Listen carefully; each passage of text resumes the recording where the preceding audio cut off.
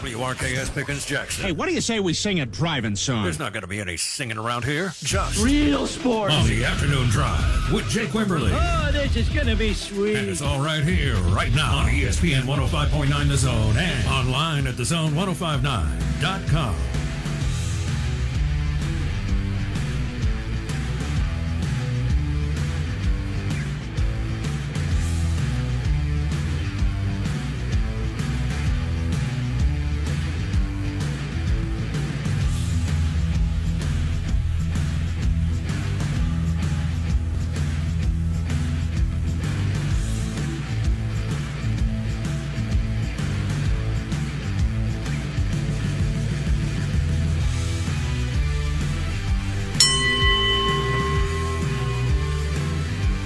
Sixth day of August, 2024. All right, so my hearing aids ran out of juice today, so you're going to need to bump that just a little bit. They really do make a difference. Like, they really do, if you don't mind, sir. Check. Yep, there we go, right there. Yeah, they went out of juice because I forgot to put them on a charge, and I've stressed them for 2 days. And they went out about 2 hours ago. They were dinging in my ears, like telling me I'm running out of gas. So they're out. That's okay. Hey, we are brought to you by Ameristar Casino. Get out, play at Ameristar Casino. A lot of futures will be out there Friday. Friday at Ameristar. I'm going to put some futures in if you want. I'm telling you today, right in front of God and everybody, the 5 people that listen to this show, I'll help put yours in. You can go in halvesies. You ready? Yes. But I need you to put some work in and come up with some bets. And I'll go in half with you. Anything futures. We can do win totals. We can do win totals. Pick us about 5, 10, whatever you want. Now, hold on. I tried to go in on the ones you had already ran by me. But now you want whole new ones. No, we can do some of those again because there's so many combinations of futures as it pertains to conference championships. There's a ton of those. So we could do a couple of those. Let's do. But you've got about 70 hours to work on this. We'll work on it together. Well, I'm still working on the ones for me and Saints Pro. We're going Sunday. Oh, good. And I'm still working on what I want to do there. I thought he was not going with you this year. Oh, no, he is. He is. He pulled classic Saints Pro. So last week, it was funny because I told you about that. And then like 2 days later, he sent me a message and it was a calendar invite. So it was real professional-like. And he said, August 11th, 8 a.m., Journey to the Star. I said, all right, let's do that. We nailed it down. 2 days later, I find out he picks 8 a.m. because he just casually mentions, he doesn't think that I catch these things.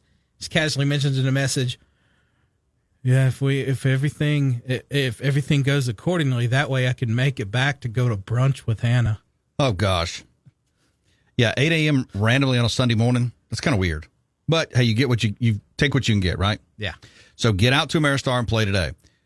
We are brought to you also by Cowboy Maloney's brand new redone store in Pearl. Get out and see it, along with 12 other locations around the state of Mississippi, online at cowboymaloneys.com. Make your house a home today with our good friends at Cowboy Maloney's. And you can text us, 601-885-3776. That is the Cowboy Maloney's text line. We're also brought to you by Malone Roofing Services. Give us a call, courtesy of Malone Roofing Services. ecmalone.com is their website. 8337-MALONE, commercial residential roofing done right. You can call us 601-897-1059. We're on X, brought to you by Clinton Body Shop. Richland, Clinton locations, OEM factory certified. All the manufacturers you trust at Clinton Body Shop. We'll have David Murray in at 3:30. Talking Mississippi State, Kelly Ford, 4:30 to 5. I was supposed to be out at Madison Central today. I talked to Toby Collins. They have we're moving that to next week just because they have so much going on today. Scheduled to be at Hartfield tomorrow, Jackson Academy the next day, Marisol on Friday. But they're doing all their videos. You know, high school football is just like college now, in that you have to have all these sessions now for video board work. I mean, did you ever think about having video board work when you were in high school? No. Now we got to set aside a day to do video board work for when you do the starters and stuff. So didn't want to convolute the process over there today, so we're moving that to next week. So, but we got a lot to do. You know, I found this interesting, this text that's on the text line to Matt. Did Matt read Ted Hudson's text?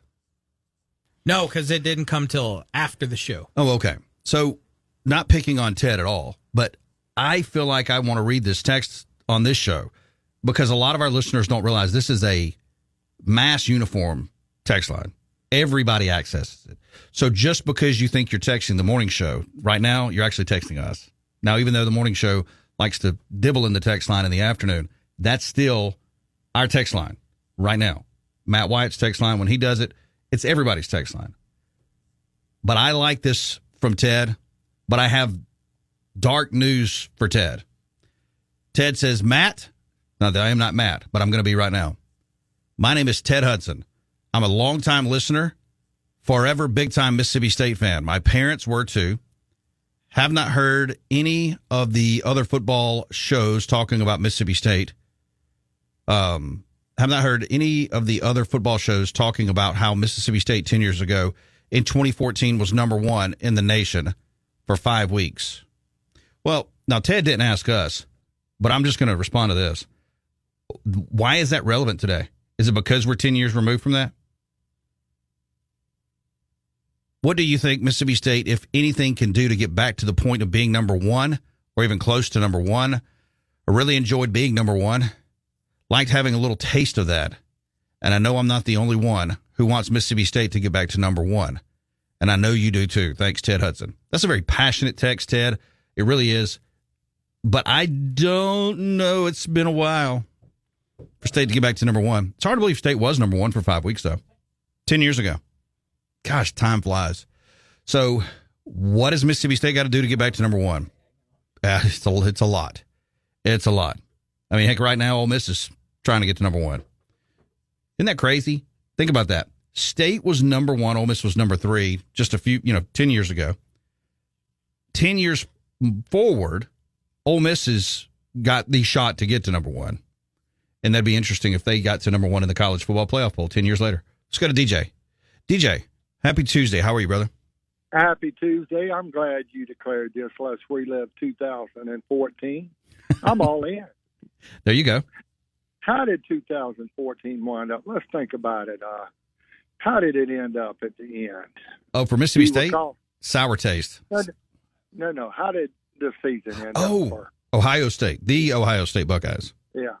Well, now, and I'm going to ask you this. And again, I don't want to rain on that guy's parade because I have a degree from Mississippi State. But let's be honest. Do you remember how Mississippi State became number one? They beat a Texas A&M that was thought to be one of the best teams in the country. They beat A&M badly. And it probably inflated the rankings. But I'm going to be honest, and you may disagree with this. You remember State had some key injuries, and Ohio State had some key injuries. And the difference was that Ohio State replaced the key injuries with people that would later become All-Americans, and Mississippi State didn't. I'm going to be honest, Jake, and you won't get this out of me much. In early October, I think Mississippi State could have played with Ohio State and maybe even beat them that year. Okay. That may sound crazy. You won't get that much objectivity out of me often. But the injury bug, you know what? And that's still the problem in college football. You know, you still got a handful of teams that have 4 and 5 stars, you know, on the 2s and the 3s, and then you have a program like State was in 14 before they had, you know, some key injuries. They were solid. But now we'll say this. I think Ole Miss today is better than State and Ole Miss was in 2014. Wouldn't you agree with that? On paper, yes. Now we'll see how this. Yes, at least on paper, they are better than those teams. We'll see if it, that plays out that way. I think they got that the depth too that can jump into it. Of course, I don't ever pull for Ole Miss unless they play Alabama. I will pull for Ole Miss when they play Alabama. Okay, if I got money on the game. Other than that, I just don't watch it. But Jake, love your show, man. You always do a great job, and I did not know. You give me the heads up. We were calling this. Let's remember 2014 day because I am all in. Yeah, we're going to dedicate that to 2014 because of Ted. Now, Possum Neck Joe tells Ted to put the pipe down. Do you foresee a day that Mississippi State can get back to number one? A possible day? Sure. We didn't think it was going to happen in 2014. It could pop up. It's probably going to be a long time, but it could happen. Well, Ted said he liked having a taste of that. I mean, being number one's nice, right?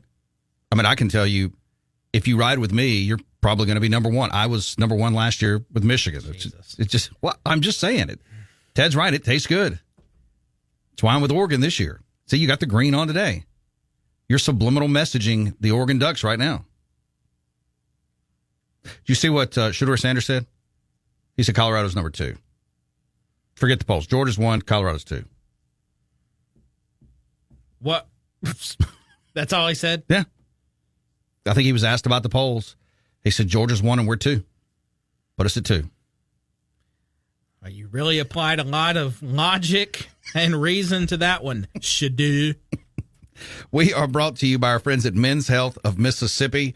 Hey, guys, let them help you on your journey as you continue to age with testosterone treatments, any kind of monitoring of the health that you need. They can do it at Men's Health of Mississippi. Call 601-300-5877. Ask to speak to Dr. Michael Walker or Scott McCullough. They are a great group of guys, and they got a great team there. Men'sHealthMS.com is the website, or find them on Facebook.com/Men's Health of Mississippi. Man up today with Men's Health. Back in a bit.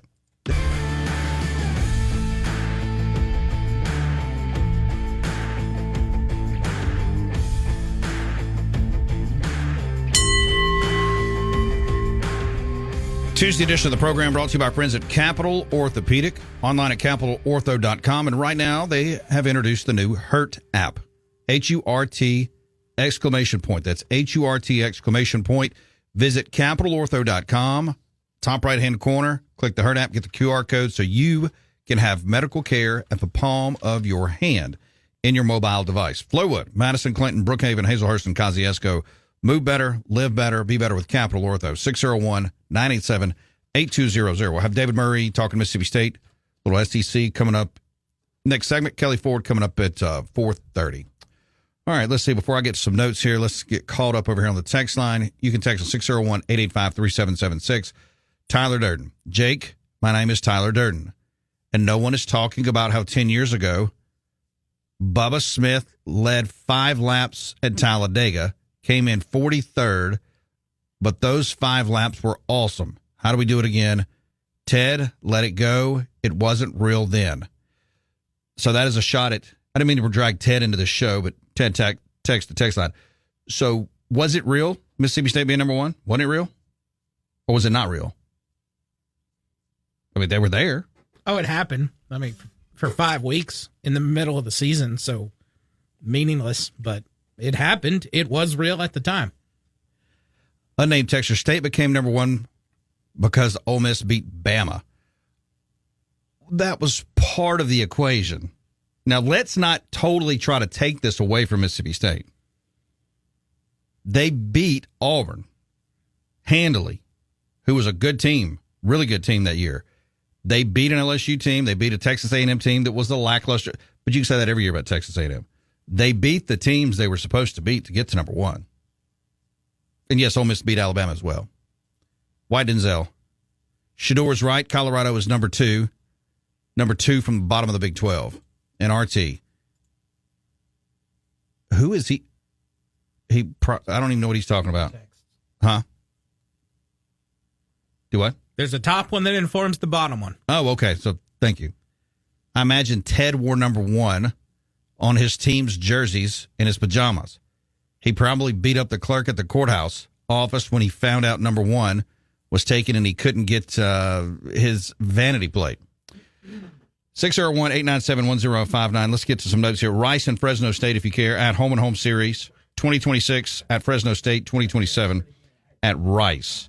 Also, Nebraska coach Matt Rule is talking about some injuries here. Teddy Prochaska suffered a torn ACL Monday in practice. He's out for the season.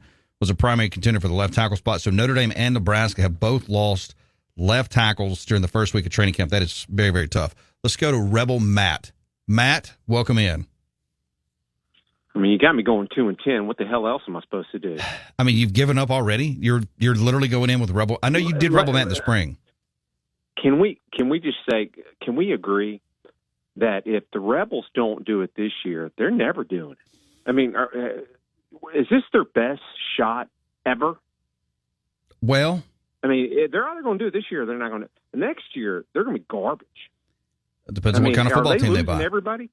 I mean, they lose. Depends on who they buy next year, and that's for anybody. Well, they might. Well, I mean, can we agree they might lose their coach? Because you know where he might be going.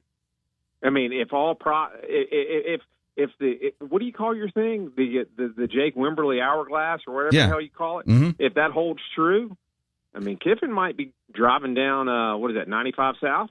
Could be. Very well could be.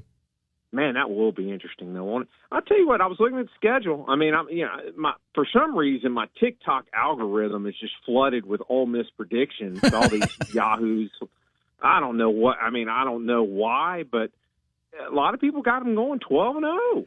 No, they're not going to go 12-0. I mean, their schedule is just. I mean, come on. How does this happen? That's the problem. That's my number one problem with college athletics. Is how in the hell does Florida end up with that schedule, and then Ole Miss and Missouri end up with theirs? I mean, are we in the same conference? I mean, what are we doing? It is different for sure. Oh, and then next year, Florida, same schedule. They just flip it. I mean, I can't get a break.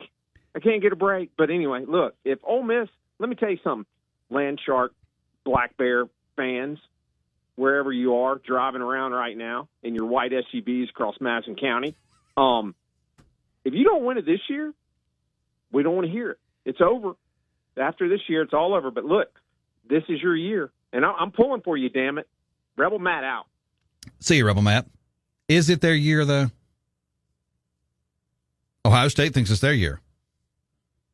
Georgia thinks it's their year. Texas thinks it's their year. Oregon thinks it's theirs. Shedeur Sanders thinks it's Colorado's. Whose is it? Whose year is it? Heck, Bama fans think they're not going anywhere. You've even got a beat writer for Vandy who picked them to win the SEC. He's delusional, too. So whose year is it? Is it really like bang or bust for Ole Miss? Are we really fixing to go national championship or are they going to Ohio State following their former athletics director, Ross Bjork? That's the feeling I've been getting. We may want to slow this thing down just a little bit.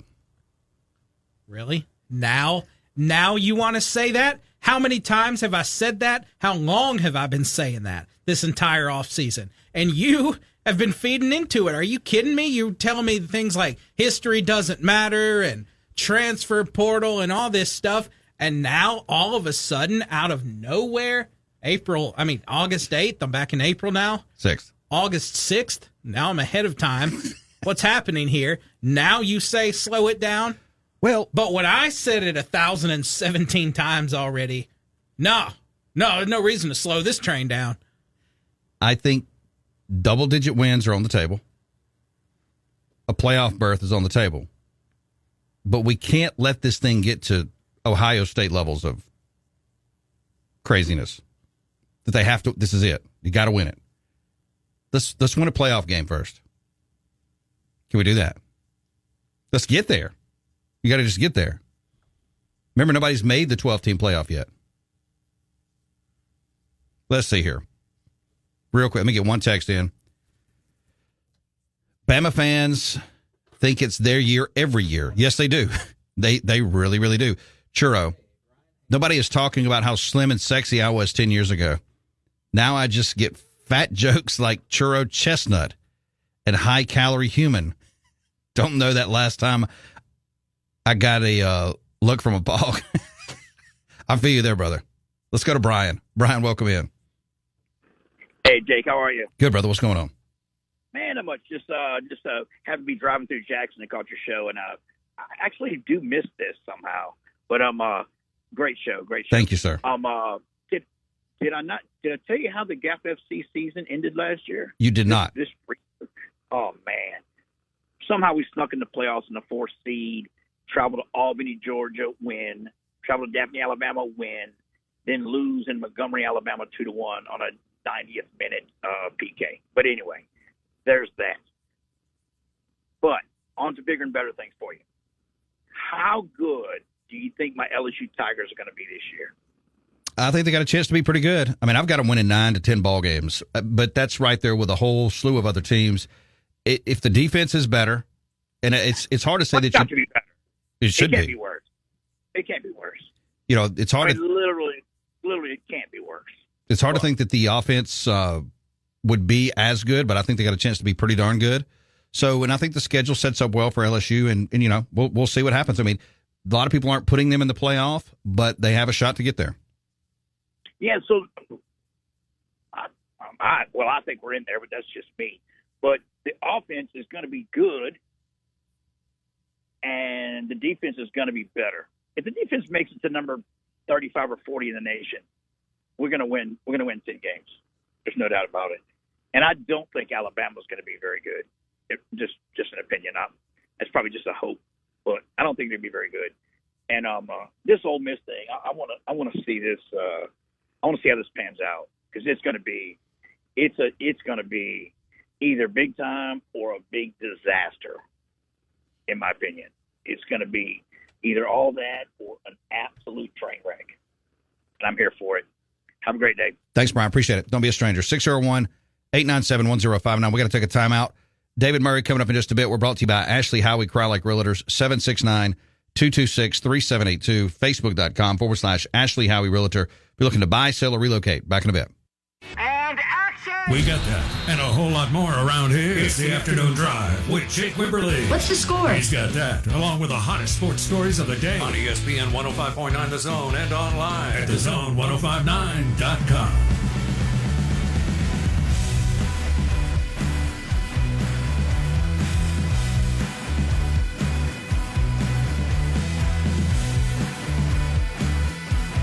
Taking you through a Tuesday, it is the Afternoon Drive. We are brought to you by our friends at Davini Equipment. And, of course, at Davini Equipment, 2 locations, Madison and Jackson. They got a great line of Kubota equipment, including Kubota tractors up to 170 horsepower, 0 turns, full line of Kubota construction equipment, so much more in Madison and Jackson. Make sure to find them online at DaviniEquipment.com, or you can just head over to KubotaUSA.com. David Murray, 247sports.com, Gene's page, get the podcast, the notes, the stuff, all the stuff. David, welcome in. How are you? I'm good. We are 5 days into camp, and I'm telling you, as much as I would like to watch more practice, we appreciate the time that Jeff Lebby has given us, but more so these morning interviews have really freed Steve, myself, Justin, everyone to get these stories out. Mike has his Q&A up almost immediately. We're just blowing the coverage out on football camp, and I just got to say that, you know, whereas a year ago it was a lot of hopeful in terms of more like wishful talk, the talk we've heard so far, we've not had a bad interview. The players have been uniformly agreeable to speak with us. They've understood our questions. They've answered our questions, which isn't always the case. They've offered some insights. They even had some fun. Like I interviewed today with Mykylan Pounders, the offensive lineman transfer from Memphis. He was entertaining. Transfer Ethan Miner. He's already become my favorite Bulldog on this team with his dry sense of humor. Blake Shapen's been great. Trevion Williams yesterday was great. It's kind of getting spoiled. We're hoping these guys don't get burned out as camp proceeds, but tomorrow the hitting starts, so we'll see how they proceed from there. So, David, it sounds like obviously there's a new energy, and a lot of times you get that with a new coaching staff. You hope that's what you definitely want to get, especially coming off a year like Mississippi State had. What is some observations? Obviously that, and these are small. It may seem like small observations, but I think they're big observations. Just what you said. Players are moving around. Players are talking. They're willing to talk to you. Maybe that didn't happen last year with the media. Coaches seem energized. What's some other things that you have noticed, maybe on the field or even off the field? Okay, I'm going to give you just one small example out of many, and I talked about it in yesterday's notebook. While we were watching practice, I focused on the defensive side of the ball. They did a lot of special teams drills about not just blocking kicks, how to go cover kicks, but when they turned over to the ball security and turnover drills. Here's one example. Every turnover to be forced, you couldn't just stop with that. You were to get the ball and do something with it, whether it was a lineman having to run 20 yards to scoop a ball. And by the way, some of these guys have pretty good hands, I noticed, the guys like Williams and Dinkins and others. But it's an emphasis on don't just take what you have immediately, try to turn it into something more. Again, that's a little thing. How often can that happen during the course of a season? Usually not often, but hey, I go back to 1998 when how many points did State's defense score because they had an attitude of let's do something with the ball. So that's just one small thing I noticed that the translation has been, and to me that's a reflection of the entire staff, offense, defense, special teams. Do something a little more with the ball than just doing your job. Yeah, do your job, but do something else when you have the opportunity to make something happen. I think that's an attitude being infused by this staff. David Murray on your Radio Tuesday edition of the program, talking Mississippi State camp. Dogs are, 5 days in as Mississippi State, like others, eyeing the end of the month to start the 2024 season. All right, so Blake Shapen, have you formulated an opinion one way or the other? I know, like you said, they go to pads tomorrow. There'll be some scrimmages, see what those numbers look like, and continue this thing forward. He's good.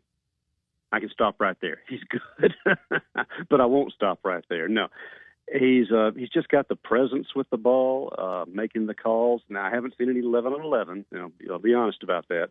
But still, just watching the drills, there's a poise, there's a level of being in control of a guy who knows that he was signed to have this job, but at the same time, he's not just taking it for granted. He's working to be a better quarterback because he knows he has to be better here than he was at Baylor, given the quality of defenses he's going to see and just the fact that Mississippi State is going to have to outscore a lot of people this year on the schedule. So I like the way he throws the ball. I like the decision-making, the way he delivers it. That said, I think Chris Parson has made a good bit of progress. Still a little foot-happy to my eye. He just seems so much more comfortable moving and then throwing, which I'm not sure is a really good mix most of the time for this offense. Michael Van Buren, his ball tends to float a little bit, but I'm going to say this. At that, he is so far ahead of most freshman quarterbacks I've seen here, and I've seen some good ones over the years. That guy in time, and now he's got time to get good. He doesn't have to force anything right now. So I like what Lebby and Matt Holchek is doing with the quarterbacks and just the attitude installed. And, you can read some of our coverage on that from this past week, the interviews with Shapen and his quarterback coach as well. That's what stands out about Shapen. And I'm going to, by the way, I'll pass on something, too, that from this morning's interview with Pounder specifically. We asked him about a bunch that doesn't get asked about much, the quarterbacks. The running backs. What's happening there? And uniformly, these guys say Davon Booth, the summer transfer that State picked up very late in the process, not here in spring, they're expecting big things out of this guy as an immediate addition to that backfield. David, when you look at the pass catchers, they're going to be young. There's some transfer potential there as well. In shells, 7-on-7, it's like you said, it's different than what you will see once you get the pads on. But what are you seeing out of that unit? Athleticism. I think there's going to be more high-pointed balls this year. There's some guys who can just go up and get it or take it away from defensive players. In fact, some of the drills they've done were specifically that, where the ball is kind of lobbed in the direction, and they've got to go out-fight somebody. They're not given any kind of slack in that regard. You see some Will Coleman, Kelly Akari, those guys just step right in. They're going to be really good at starting position. But some of the young guys, Mario Craver, I just watched that guy, and he's going to have a role on special teams as well. I see the explosiveness he could be bringing to the game as he develops and learns what to do at a wide receiver position. Of course, Creed Whittemore is just going to be really good and solid and kind of sneaky, working out of those slot spots. Have not had a chance to watch much of anything from the tight end so far. We just, like I said, limited time, so you go to the obvious positions. They've got a variety. J.J. Harrell, I cannot go without mentioning him as well. They have a variety of transfers, but also some returning guys with a little bit of experience and some new kids that are coming in. This receiver core has been entirely revamped in the space of just 1 year, and to me, that may be the most amazing thing done by this staff in less than a year on the job.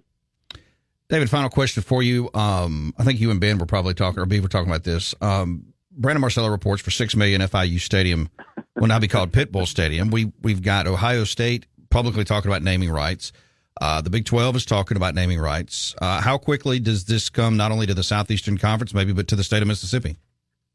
Well, I look at it this way. With the 27 Mexican restaurants we now have in Starkville, maybe we can get them to go together and put some naming rights on Scott Field or Davis Way. Okay, yes. I'm joking.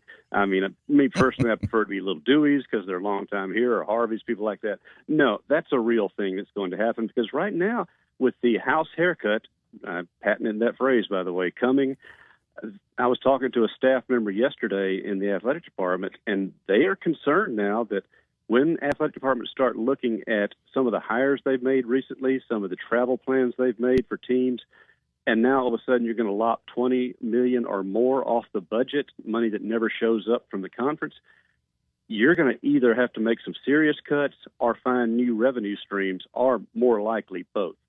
I think everybody's going to end up cutting some of these positions just been hired. That's kind of a tragedy because people get into the game to be a part of it, and now their jobs may go away because you just don't have the funding for it. A lot of facilities projects are going to be really put back. I know Davis Wade Stadium is going to get a new sound system, new lighting, but any major renovations and additions are on pause right now because you don't know what the budget's going to be like for a couple of years ahead.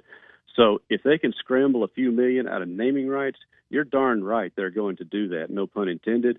And, I'm old enough, Jake. Actually, I'm just old enough, period. I could stop there. But I go back to when Bjorn Borg started wearing a Tuborg headband in tennis, and all the purists were aghast about advertising on athletes. Well, we've come a long way in 50 years now. Sooner or later, players are going to be wearing these things. NIL patches, their own sponsors, kind of a way for us to track it. I'm not being silly exaggerating. You're going to have to find the money because fans are getting tapped out. With the prices of tickets, what you have to pay just to buy a ticket, never mind the ticket itself, the premium seating, all sorts of things. And now you're asking fans to contribute to NIL as well as being the booster club. The colleges have got to find new sources of revenue that they can really count on for a long time coming. So naming rights may be one of the easier, shorter-term ways to get it done. And what's the local guy, Hardy? Maybe he wants to sign up for naming rights for a season. Maybe they rotate it by month. This month, football brought to you by Little Dewey's. I could go for that. David Murray, you can find him on Gene's page, 247sports.com. Make sure to get the content on all things Mississippi State. Get him on X and more. David, I appreciate your time as always. Look, have a great week. Stay cool. We'll do it again soon. We'll try to do that. I can't wait to see what the naming rights for Jake and Ben Stadium somewhere down there in Madison County is going to be. We're working on it, David. I'll keep you abreast of that. Thanks, David. Good to talk to you guys. See ya. David Murray on your radio. We're brought to you by Clinton Body Shop, 601-924-2159. OEM factory certified with all the manufacturers you trust. Also down in Richland. Go to ClintonBodyShop.com. Back in a bit. Turning to sports. With Jake Wimberly on the afternoon drive. One of the last pure pleasures I have left in my life. Yeah, maybe you ought to get a life first, okay? On ESPN 105.9 The Zone and online at thezone1059.com.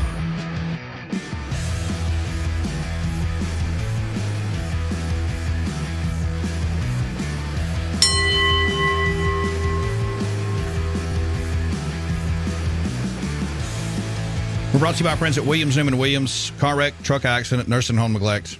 You can find them online at WNWlegal.com. Jackson, Mississippi attorneys working all over the state for you. Car wrecks, truck accidents, nursing home neglects, motorcycle accidents, negligence, anything. WNWlegal.com. Thanks to David Murray jumping inside the Ameristar Casino studios. We'll get Kelly Ford on here at 4:30. Let me get these texts here in just a bit. But first, Brandon Marcello, I know you know this. Some may out there, may not. For $6 million, FIU Stadium, that's Florida International University, will be called Pit Bull Stadium for the next 5 years. Also, Pit Bull is now, quote, official entrepreneur of FIU athletics. Pit Bull gets to use Pit Bull Stadium for 10 days per year. Who is this Pit Bull? I kind of know. Is he a rapper? What is he? What does he do? I don't even know what this man is. Yes, he is. He's had many terrible songs, and I thought we had finally left long ago. I thought we had left our Pitbull phase along with our LMFAO phase. Oh, I remember those guys. But then all of a sudden, last month, at that SEC network, Texas Welcome to the League special. Oh, there's a Pitbull concert coming up. And now today, Pitbull Stadium. Be ashamed of yourselves. You have named your stadium after Pitbull, the master of such genius lyrics like, the bigger they are, the harder they fall. This biggity boy's a diggity dog. Really? That's it? That's lyrics in his songs? Like just one snippet? Yep. That's just from one song. His never-ending use of, I'm Mr. 305, Dollar. Hence the Volley 305 vodka, which is owned by Pitbull, will be the preferred brand distributed drink in the stadium. Pitbull affiliated performers can perform halftime and postgame shows. 2 football suites for Pitbull. Pitbull may create a FIU anthem. Pitbull will create 12 social media posts per year about FIU.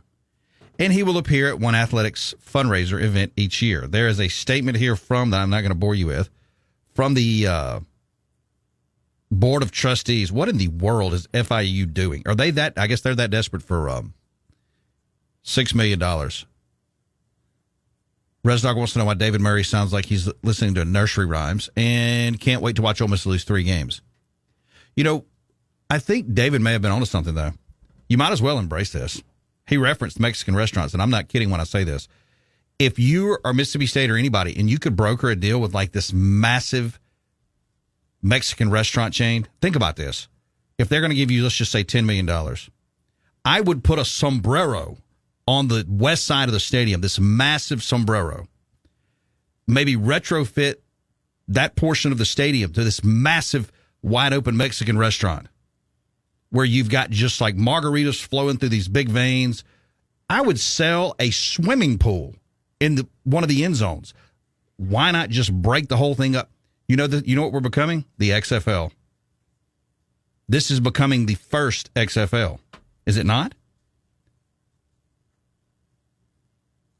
How so? Why XFL? Because you've got to get creative. All right, first off, did you ever think somebody named Pitbull would be named we would name a stadium after? Remember the XFL? They had the big swimming pool in the end with the jacuzzi. Yeah. You could sell that and name it. Give fans an opportunity to partake in that. Like, we've got to get creative with the revenue. What do you think? Nah. You're not for it? Miami Marlins did that too. How'd that work out for them? They did do that. I forgot about that. Let's see here real quick. RT, I'm guessing Matt isn't a rebel. He's the idiot at the bar who wants pity for losing a 5-team parlay earlier in the day and doesn't talk to a female all night. He also says Beaver just put, quote, the hammer, his new nickname, on Pitbull, a.k.a. French Bulldog. Let's go to Louvier. Louvier, welcome in. Good afternoon, gentlemen. Go Saints. So, yeah, you are right. You struck a chord with me when you said, hey, this is all turning into XFL. All of it, and I mean all of it, is a cash grab. It is. I love the NFL.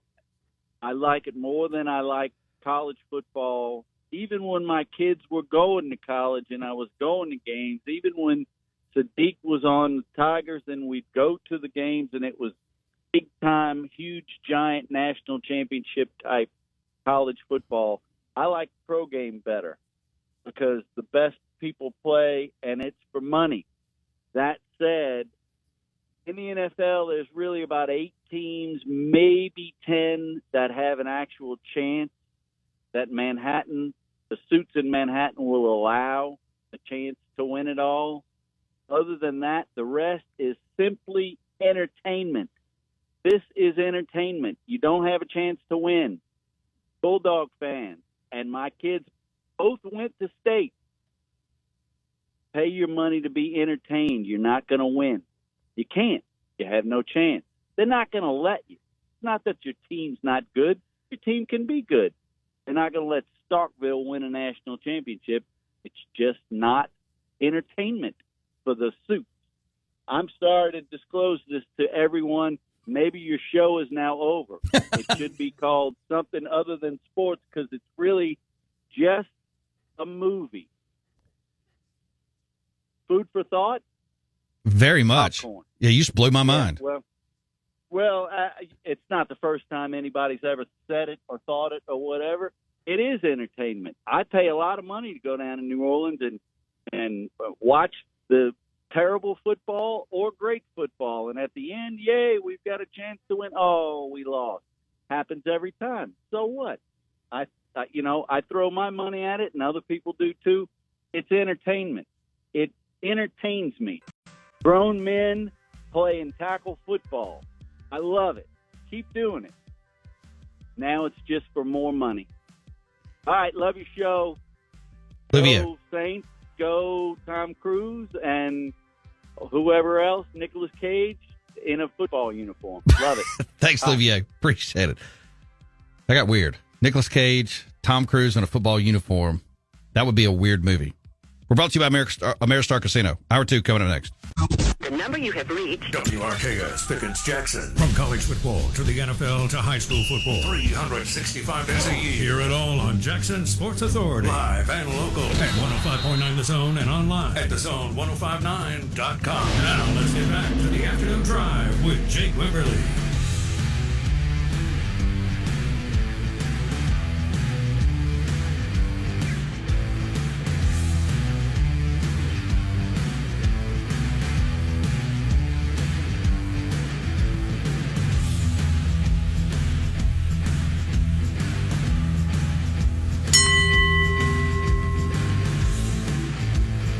Hour 2, courtesy of Mississippi Legends Grill. Castlewoods Drive, Lakeland Drive Corner. Get out and enjoy. Trivia tonight, Not Your Grandmother's Bingo tomorrow night. Kids Eat Free on Thursdays. All of the food you want. Michelob Ultra, Bud Light, courtesy of Southern Beverage. Please drink it responsibly. Other beverage options as well. Find them on Facebook.com/Mississippi Legends Grill for the lunch special of the day. David Murray, Hour 1, talking Mississippi State as the Dogs are in camp. Kelly Ford will join us in 30 minutes. We'll go 30 minutes, 4:30 to 5 o'clock. On college football. Let me get caught up on these texts over here. You can text us 601-885-3776. Chief Shooting Bull says, if you've been down Bourbon Street, you've heard a terrible pit bull song. Buffalo Chris, he said that, to my pit bull, I guess he owns 2 NASCARs. Daniel Suarez is one of his drivers. Trackhouse Racing. Did you know that? I did not know this, but I don't know a lot about this guy. Brad says his nickname is Mr. Worldwide. And unnamed texter says, sound like State has no weakness. Well, I wouldn't say that. David gave a good report on that. Let's see. Andrew. Lane isn't jumping ship to Florida. He's in a place he's proven he can recruit to. He's built a perennial 9 and 10 win team. He's also in a place where he won't be fired for winning 7 in a down year. He's one of the highest paid coaches with the highest paid staff in the nation. It does not make sense to me that he would leave that situation to go somewhere that puts him on the hot seat during year 1. Now, Andrew, everything that you just said is absolutely, for the most part, true. And I say for the most part because you are thinking rationally and also as a fan. Coaches don't do that. Coaches look for the next best thing. All things created equal, if both engines are running at full speed, what's a better place, Florida or Ole Miss? Florida. No, it's not. Yes, it is. Steve Spurrier proved it. Urban Meyer proved it. If all things are... Jim McElwain won double-digit games there. All things created equal. So what happens is coaches get bored. Coaches want another challenge. They may look at this year. If Ole Miss goes to the college football playoff and they get bounced in round 1, Kiffin may look at it and go, I've done all I can here. I've done all I can. I've literally exhausted everything right here. We went into the portal. We did all this stuff. I want something different. Goes on all the time. Dan Mullen did it. Dan Mullen, a lot of people say he was a fool to leave Mississippi State because he would have never gotten fired. Coaches look for different things. Do you agree or disagree? I agree with that, but more so than the challenge part, let's also remember that they really just want money, too. Oh, you can offer me $3 more million? Done. I'm coming. You're right. I mean, yeah, Ole Miss pays him handsomely. It's one of the top paying jobs in the country, but you can say that about most Southeastern Conference school jobs now. So, not saying, look, he may be at Ole Miss for 20 years. Doubtful. Coaches don't do that anymore. So it's something to watch. Possum Neck Joe, I agree with you. Shador, yes. I don't under. Oh, Joe, urine is still number one and you're number two. Did you see Churro's text? I want to make sure you saw Churro's text. I think you were grabbing a phone call or two. Churro says nobody, because he was going back to the guy that texted Matt's show. He said, nobody is talking about how slim and sexy I was 10 years ago. Now I just get fat jokes like Churro Chestnut, high-calorie humans. Don't know that last time I got a look from a pog. So Churros said, hey, look, 10 years ago, I was there. I was that guy. RT. Guy missed that day in class. And he gives us a definition of perennial. All right. Did you see what your boy Jim Harbaugh did, or what he said about this Michigan situation? So Jim Harbaugh, who is, quote unquote, the Michigan man, who just won a national championship, left Michigan. He's now the head football coach for the Los Angeles. No, can't do that. San Diego Chargers. It will always be the San Diego Chargers. Chimed in on this whole deal now going on at Michigan with not only Connor Stallions, but Sharon Moore and all the stuff there. He says, today, I do not apologize. I did not participate, was not aware, nor complicit in those said allegations. So, 4, it's back to work and attacking with enthusiasm unknown to mankind. He literally just threw Michigan right under the bus and said, I don't know what y'all talking about. I had nothing to do with any of that. Y'all can suck my big toe. I'm over here building an NFL team now. Y'all deal with it. Are you surprised? No. Now he's really going to take this to the grave, which, I mean, you know, it's always compared to the Pete Carroll situation when he left USC. And unless I missed something huge, Pete Carroll, you know, he never fessed up to it. He never mentioned it again. So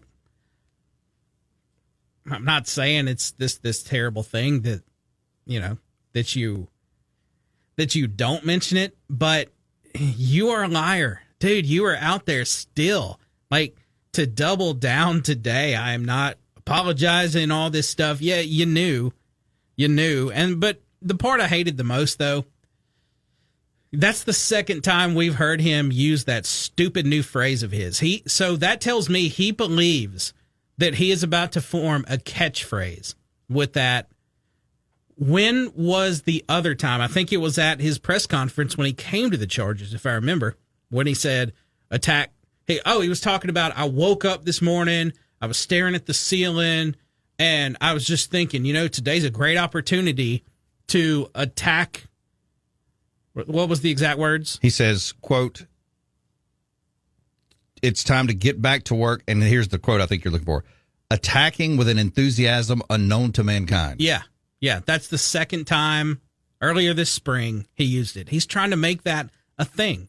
He used his grandstanding to further lie about his knowledge at the Michigan stuff to try to promote this as a catchphrase. He's going to market this. This is going to be on T-shirts and whatnot. It sounded dumb to begin with, but he just used it again today out of nowhere. So in Jim Harbaugh's brain, it would be like this, and I'm totally making this up. Today, I sat down and ate a burrito and a chimichanga at the local Mexican restaurant, and when I took a sip of water, I stared at the wall and I saw something that reminded me I need to attack with an enthusiasm unknown to mankind. Yeah. We can use this all day. Yeah, apparently he's going to drop it in anywhere, so apparently we can too. I think we should. I may tag the end of the show with it. No, see, now I'm getting too long at the end of the show. It's too much. Just, man, okay, you know what, though? Now we've uncovered something else here. I've now realized you have this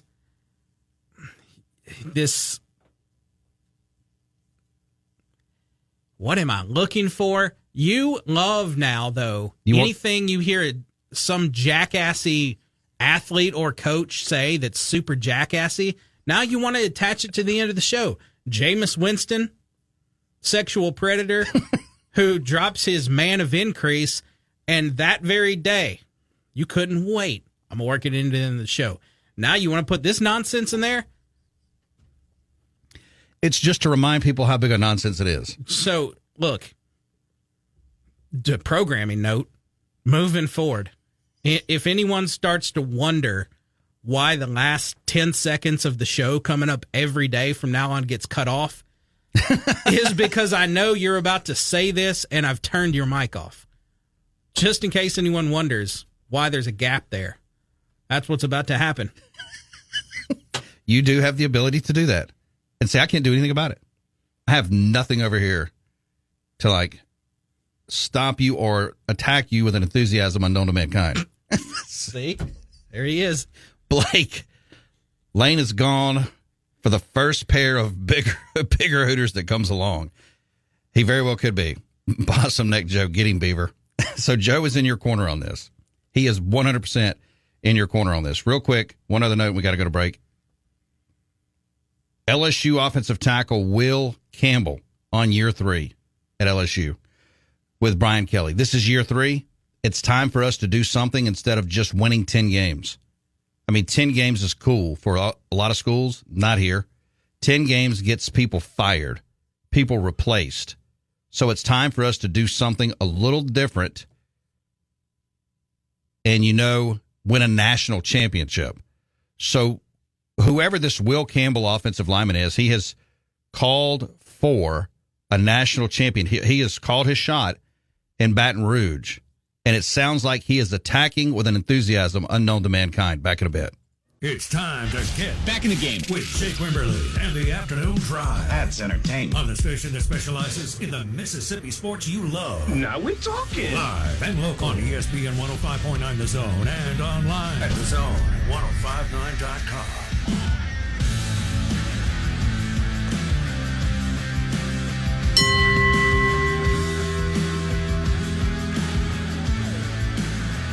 We're brought to you by the MHSAA. Officially become official at MISSHSAA.com, 601-924-6400.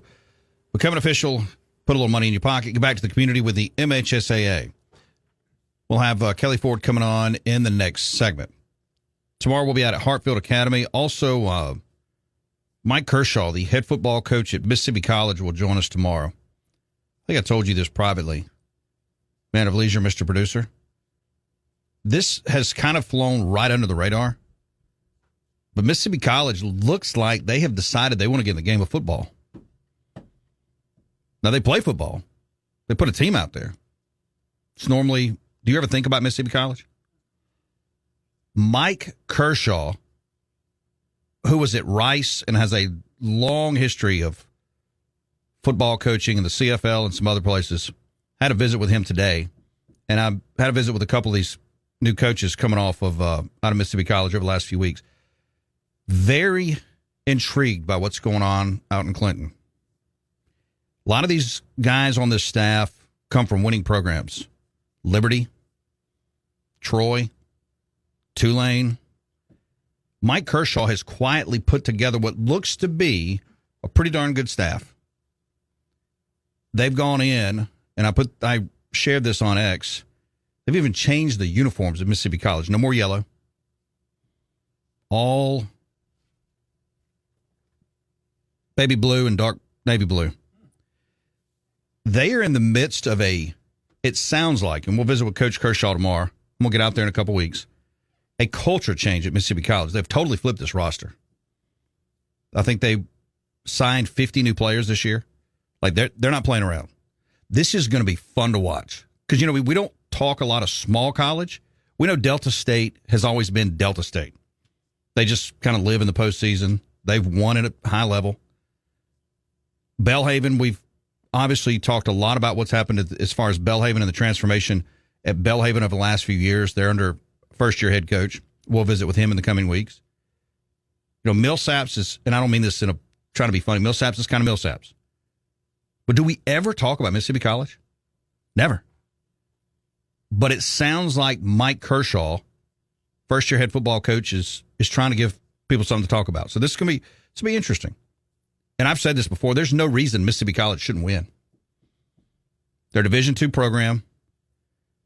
They obviously, years ago they won the Natty way back when in the 80s or whenever that was. And then they went D3. They just kind of fell off the map. Back to D2. They have scholarships to give. They have tons of talent around here to go get. And if you go on that campus, it's a very nice campus. The football facilities are still in pretty darn good shape, but they've gone in and redone a lot of the locker rooms and stuff. Very interesting. Very interesting story. We're going to follow this. Now, who knows how this is going to turn out, but at least somebody's there that cares. When's the last time you even thought about Choctaw football at Mississippi College? Some years back, because when you ask, do you ever think about MC? Not since Chris Brooks's show, where he was supposed to take me to a game. I like MC. And he was going to take me to a game, and I really wanted to go because, Chris loves to tell us, that's my friend. That coach, the AD, because he worked there, right? He was the SID. Am I making that up? No, I believe he was. I believe Chris was, yes. So he would be, it's like when you talk to a client or something, he goes, that was my friend. Mm-hmm. So, the AD was his friend, and we were going to go to a game, and it never happened. So that was the last time I thought about MC. So I like this. I like the sound of this. Yeah, and I don't want to speak for Coach Kershaw, but just paraphrasing some of the conversation we had today, he said, we're going to get after it. He said, we're going to throw it. We're going to throw it a lot. And, here's the thing. That's not new today, but you have to. Like, you can really flip a football program if you know what you're doing and you do it the right way. Especially, obviously you've got to have everything in place. You got to have the players in the weight program. You got to have the right strength coach. We know all the stuff you got to have. This is not rocket science. But then you got to have a fun brand of football that people want to go play in. You heard David Murray in hour one talking about the at least energy that's back at Mississippi State. There's energy there. That's good. Now, State may win 4 ball games. It may be a tough year for the Dogs. They may win 6. Get the right 2 ball games. Get your non-cons and get the right 2. You've got to insert energy. And it sounds like that's what they're doing at Mississippi College. Space Coast. You might as well throw this humdinger, oh boy, in there at the end of the show from your, Space Coast, what are you doing here? I'm going to have to read this. I feel like he's trying to set me up. Let's see here. Unnamed texter. They won the Natty in 89-90. Yeah, Mississippi College. I knew it was somewhere late 80s-ish. Buffalo Chris. Choctaw here, went there in 1998-99. Well, it's a great school. It is a great university or great college. They pump up a lot of people. We get interns that come through here from Mississippi College from time to time. It's a beautiful campus. And, when I was out there last year with UB doing the Hartfield prep game, they're early, kind of walking around, just looking around and just kind of looking at even the football facilities and stuff. And I thought, man, there's no reason this program should not be winning. Like, what is going on here? Why has this program not won? Because you don't, or at least for me, think about them because they're kind of out of sight, out of mind. They play a schedule, they win 4 or 5 ball games, and off they go. But you go out there, and it's impressive. Unnamed texter, Fred McAfee. Yep. So we'll see. We'll see what happens. 601-897-1059. Let me see here. What else do we got here? Jim Harbaugh, we went through that and his shenanigans. Talked about the LSU left tackle who says that it's national championship time down in Baton Rouge. Recruiting-wise, Deuce Knight, we talked Deuce Knight a lot this summer. He is the Elite 11 quarterback from George County, number 1 quarterback in the state of Mississippi, one of the top quarterbacks in the country. He has been committed to Notre Dame for a long time. 4-star prospect. We're going to see how far he can take George County, put him on his back. Well, he get a lot of interest from Ole Miss. Now, some at 247sports.com are saying that Auburn is on the cusp of flipping him. And that would not be surprising, Hugh Freeze, to come into the state of Mississippi and grab a quarterback. You have anything on the phone? Let's see here. Also, Ohio State offensive coordinator, Chip Kelly, said Will Howard, the quarterback from Kansas State, clocked in at 22 miles per hour during a sprint this offseason. Now, is that good? That's Tyreek Hill. Get out of my face with that. Really? William Howard? Will Howard reached 22 miles per hour in a sprint during this offseason, according to Chip Kelly. He's 6'4", 240 pounds. Is Chip Kelly lying? That's where I've heard that number before. That's cheetah speed. Yeah, Tyreek Hill. So he clocked in at 23 seconds. Or I'm sorry, 23 miles per hour. 23. You're going to tell me that Will Howard, a quarterback who played at Kansas State, who's now at Ohio State, the greatest roster ever in history of ever, is as fast as Tyreek Hill? I refuse to believe that. How good was Michael Vick? Very. How fast was Michael Vick? Very. Do you know what he clocked in 2001 for the NFL? 19 miles per hour. So you're telling me Chip Kelly is lying. There is no way Will Howard is faster than Michael Vick. I'm talking about prime players in their prime. Who else is a fast quarterback? This is a good exercise. Give me somebody else. Kaepernick. He had good speed. All right, how many miles per hour? Let's see. Colin Kaepernick. Let's see if we can get a speed measurement on Kaepernick. We're going to have to find that one. That didn't just pop up. But I get what you're saying. There's no way. Do you believe any of this? No. So all of a sudden, we're going to make Will Howard. I don't believe this. I can't go with Chip Kelly on this. Tiger David said Jaden Daniels. Yeah, what did Jaden Daniels do? Before I take a break here. And we're going to get Kelly Ford on in the next segment. Let's see. Jaden Daniels, 20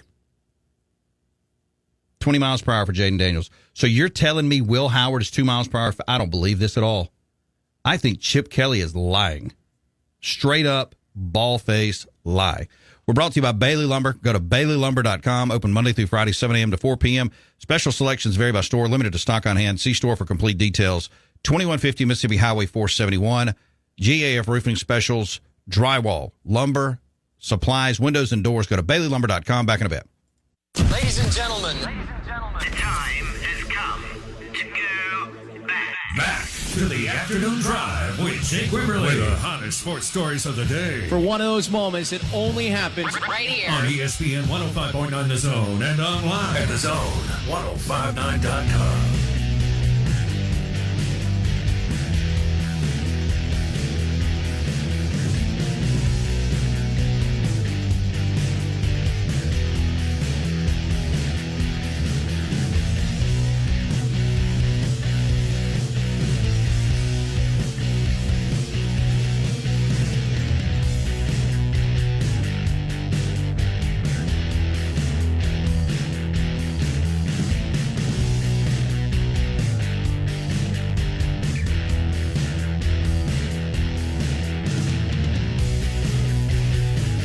We're brought to you by friends at the Bank of England Mortgage. Went McGee, you can call or text 601-906-7074. MortgageManMS.com. Rates, loans, the rate process, and regardless of your buying experience, when you choose the Bank of England Mortgage, you're could be eligible for no-cost refinance when rates improve even more. Kelly Ford, K Ford Ratings on X, KFordRatings.com. On your radio talking college football. Kelly, welcome in, brother. How you doing? Hey, Jake, I'm doing well. Thanks for having me. Hey, I appreciate you. And look, I know that we're not going to change what I'm fixing to bring up. I do it every year. But why do we want to continue to believe that coaches vote in a coaches poll? Well, I don't know, Jake. I mean, as we've talked about, coaches poll, AP preseason poll, I don't put much stock in either of those things because there's even among the voters not a set criteria of how are we supposed to be voting? What are we voting on? Are we voting on who we think is going to be the best this year? Are we voting on who we think is going to have the best record? Are we voting on, based on how good these teams were last year and what we think we might expect to be coming back this year? there's really not a lot of merit, in my opinion, in doing coaches or AP type polls in the preseason because we haven't seen any. We have these polls that are trying to project forward, but then once we get going, they shift and they become a merit poll, right? So I don't really believe in preseason polls. Preseason power ratings, of course, is one thing, and that's something that I dabble in as we know now. But, yeah, coaches polls, AP preseason poll, I don't even pay it much attention, Jake, because I don't even think they know what they're voting on amongst themselves. Kelly Ford talking college football, Monday edition of the program. I agree with you 100% on that. And, I think the college football playoff committee, and, I was talking to Chris Landry about this yesterday, is, why do we still need a committee? But that's neither here nor there because the NFL doesn't have a committee. High school football doesn't have a committee. So, but for some reason we still have to have it in Division I college football. But even they got rid of the coaches in the Associated Press in relationship to what they do with figuring out the entire playoff.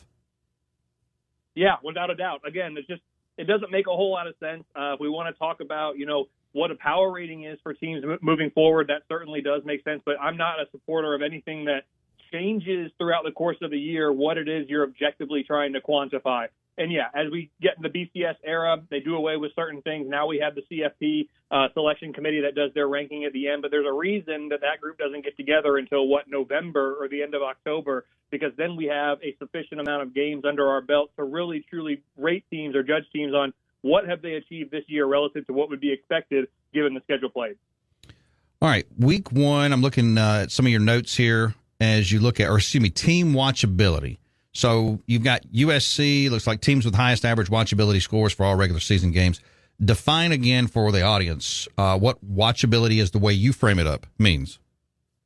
For sure. So watchability has nothing to do with what I'm projecting TV ratings to be, the number of eyeballs on that, or how big a certain team's fan base is, how popular a brand is. Nothing to do with any of that. When I say watchability on the website, k4ratings.com, it is a weighted score of projected quality. So what's the average K-Ford rating of the two teams involved, and competitiveness. So what's the K-Ford spread of the game? Those are the only two things that I'm looking at. Is it high-quality teams, and is it projected to be a close game? When I do that for all 134 FBS teams in every single game they play, I'm able to come up with a score of 0 to 10 for every single one of their games, and then you average those together, and that's how you can figure out who has the highest watchability by that metric in college football. And for me, it's USC that comes out with an 8.77. So over the course of their 12 regular season games, USC averages an 8.77 on a 0 to 10 scale with regard to each of their games when we're looking at just the quality of the teams involved and the projected competitiveness of those games. Florida, Alabama, LSU, and Oklahoma State round out the top five for me in terms of average watchability. I mean, look, if you just look through their schedule, you look at USC, you just kind of do a little homework here, and it takes just a second. I mean, LSU, that game with LSU week one, it could be the biggest game that weekend, simply because, I mean, you could argue some others as well, but because of, the projection. I mean, we just had an offensive tackle for LSU said, hey, it's national championship time for them down there. USC wants to, prove, I think, that they belong in this race. So that's a big game. Utah State, not so much, but then they go to Michigan. They host Wisconsin. They'll have Penn State coming in 2 weeks after that.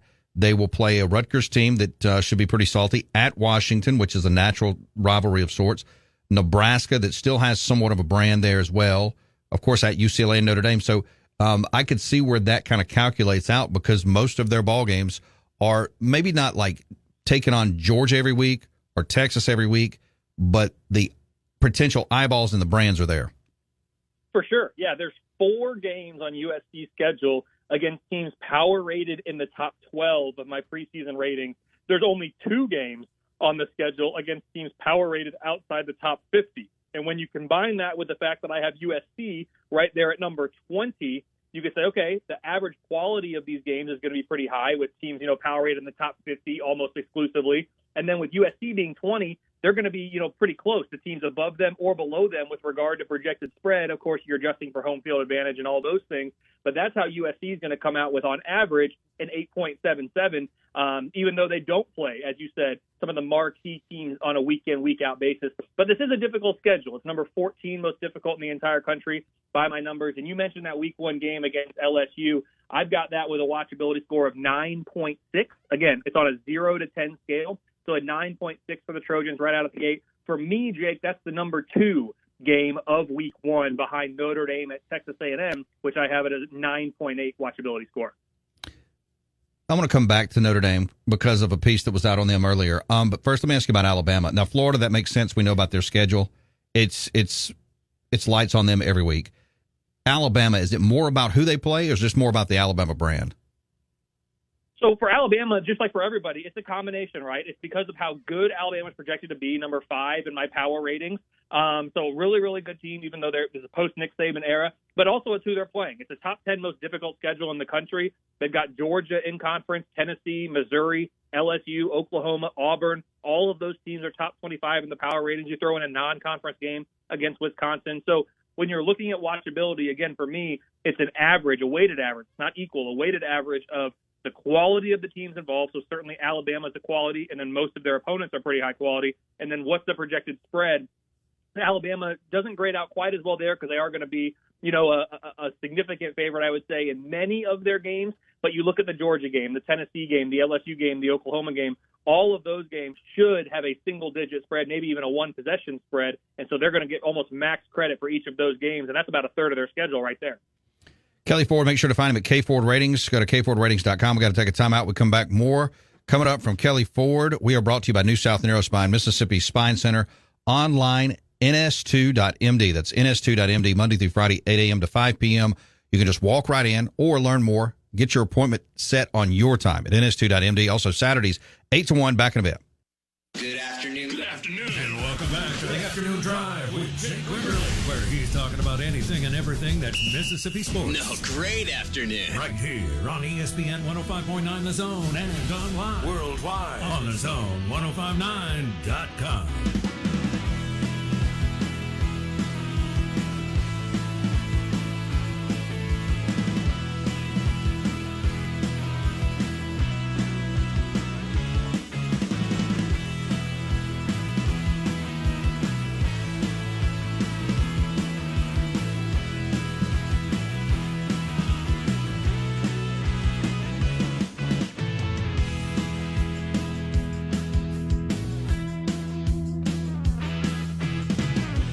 Get down to the West and have breakfast, lunch, or dinner at Estelle's Southern Table. They're open 7 a.m. to 2 p.m., also 5 p.m. to 10 p.m. And you can reserve a table by visiting online at westonjackson.com. Learn more there as well, or call 769-235-8400. Ask about Soul Spa. And, of course, room blocks for weekends. If you're coming in for the holidays, coming up here, literally it'll be here just a few months. Or if you need places for working lunches, also conferences and more, go to westonjackson.com. Kelly Ford on your radio. Get Kelly down to Jackson. Kelly, you ever been down here? You ever been to Jackson? I have never been to Jackson, but Jake, I would certainly love to. And as many times as we've talked, I feel like, getting a drink or something after the show would be a fun thing to do. Hey, we'll make that happen. You just work. We'll talk. Work your schedule. We'll get you down here to these parts at some point. Love it. Speaking of these parts, all right. So we've talked through a lot of these teams. There's still some teams that I'm very intrigued by. One, Texas Tech is a team, if you go to the Big 12, where last year they were kind of on the radar as a quote unquote by the national media as a potential dark horse threat. Now they ended up that got squashed quickly. How good is Texas Tech in this new Big 12?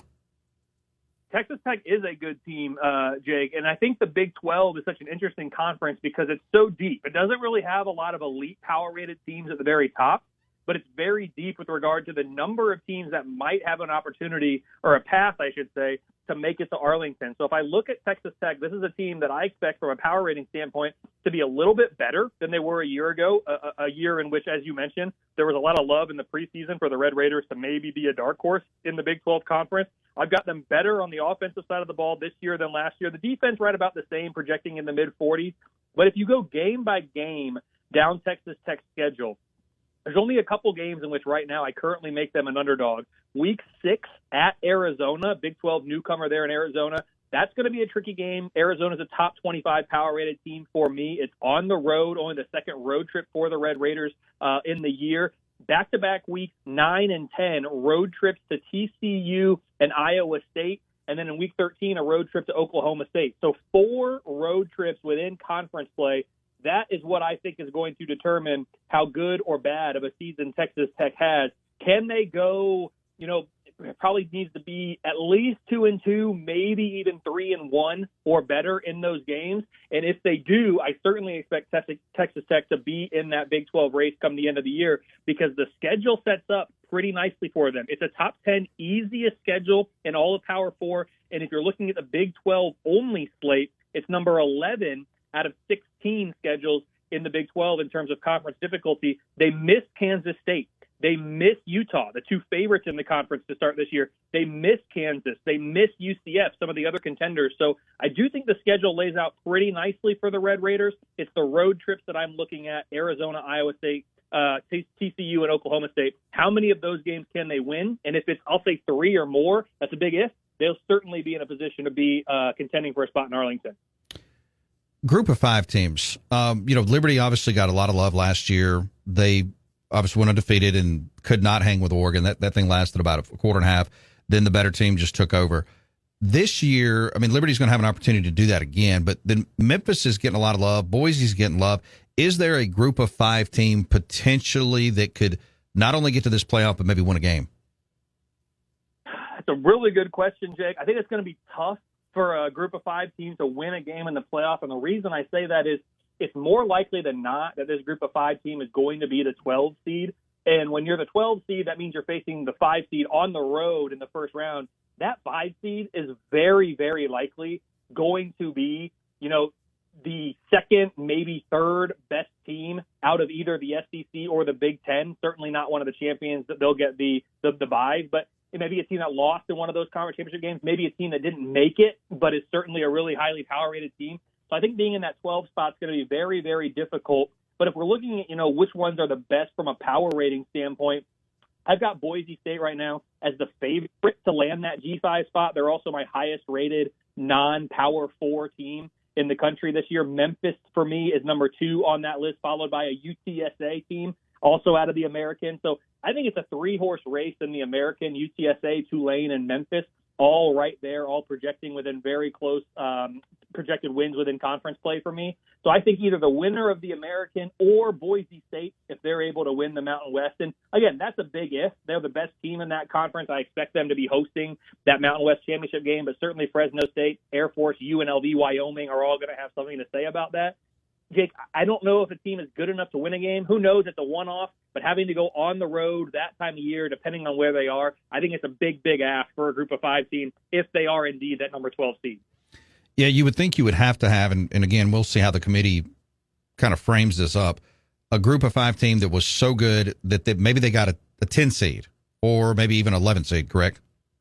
Yeah, that's certainly one path. There's also, Jake, there could be a scenario in which, and doing away of divisions really hurt the non-G5 or the non-Power 4s in this sense. But there could be a scenario in which, what if, a 3-loss team wins the ACC and a 3-loss team wins the Big 12? Like, if we get in that type of scenario, it is possible that you could have a G5 conference champion if they went undefeated or had 1 loss. They could sneak their way then into the top 4 because, remember, those top 4 have to be conference champions. So if we assume the Big Ten and the SEC are going to take 2 of those 4 spots kind of regardless of what the records are, because I don't expect teams with 3 losses to be playing in that conference championship game. But what about the ACC and the Big 12? If we have a 3-loss champion out of those conferences and an undefeated Boise State or an undefeated, Memphis, it is possible that they could sneak their way into the top 4 seed. And if that's the case, you're getting that first round bye and then playing the quarterfinal at a neutral site, which of course you're going to like their chances to win that certainly much more than going on the road in the first round. How good can Notre Dame be this year, in your opinion? I bring that up just because, they just re-upped and got their new contract with NBC. They're not going anywhere. They've set this thing up to where they get the money coming out of NBC plus the money if they make the college football playoff. They're kind of on par with most of the Big Ten and the SEC financially. Can they get in this conversation this year, or maybe even next year? And of course, next year is a totally different year, to where they are, one of the top teams as far as that we're talking about in late November and December. Yeah, Notre Dame, certainly from a brand recognition standpoint, which we can argue how much that should matter, think the reality is it does matter. Notre Dame's up there with anybody. And I know they just had a devastating injury at left tackle here in the last couple of days that was reported. So certainly that's going to hurt their chances this year. But this is still a really good Notre Dame team overall. I've got them power rated right now, number 7, a top 10 offense, which would be the best offense that we've seen in South Bend since 2015, and a top 10 defense right now projecting number 9.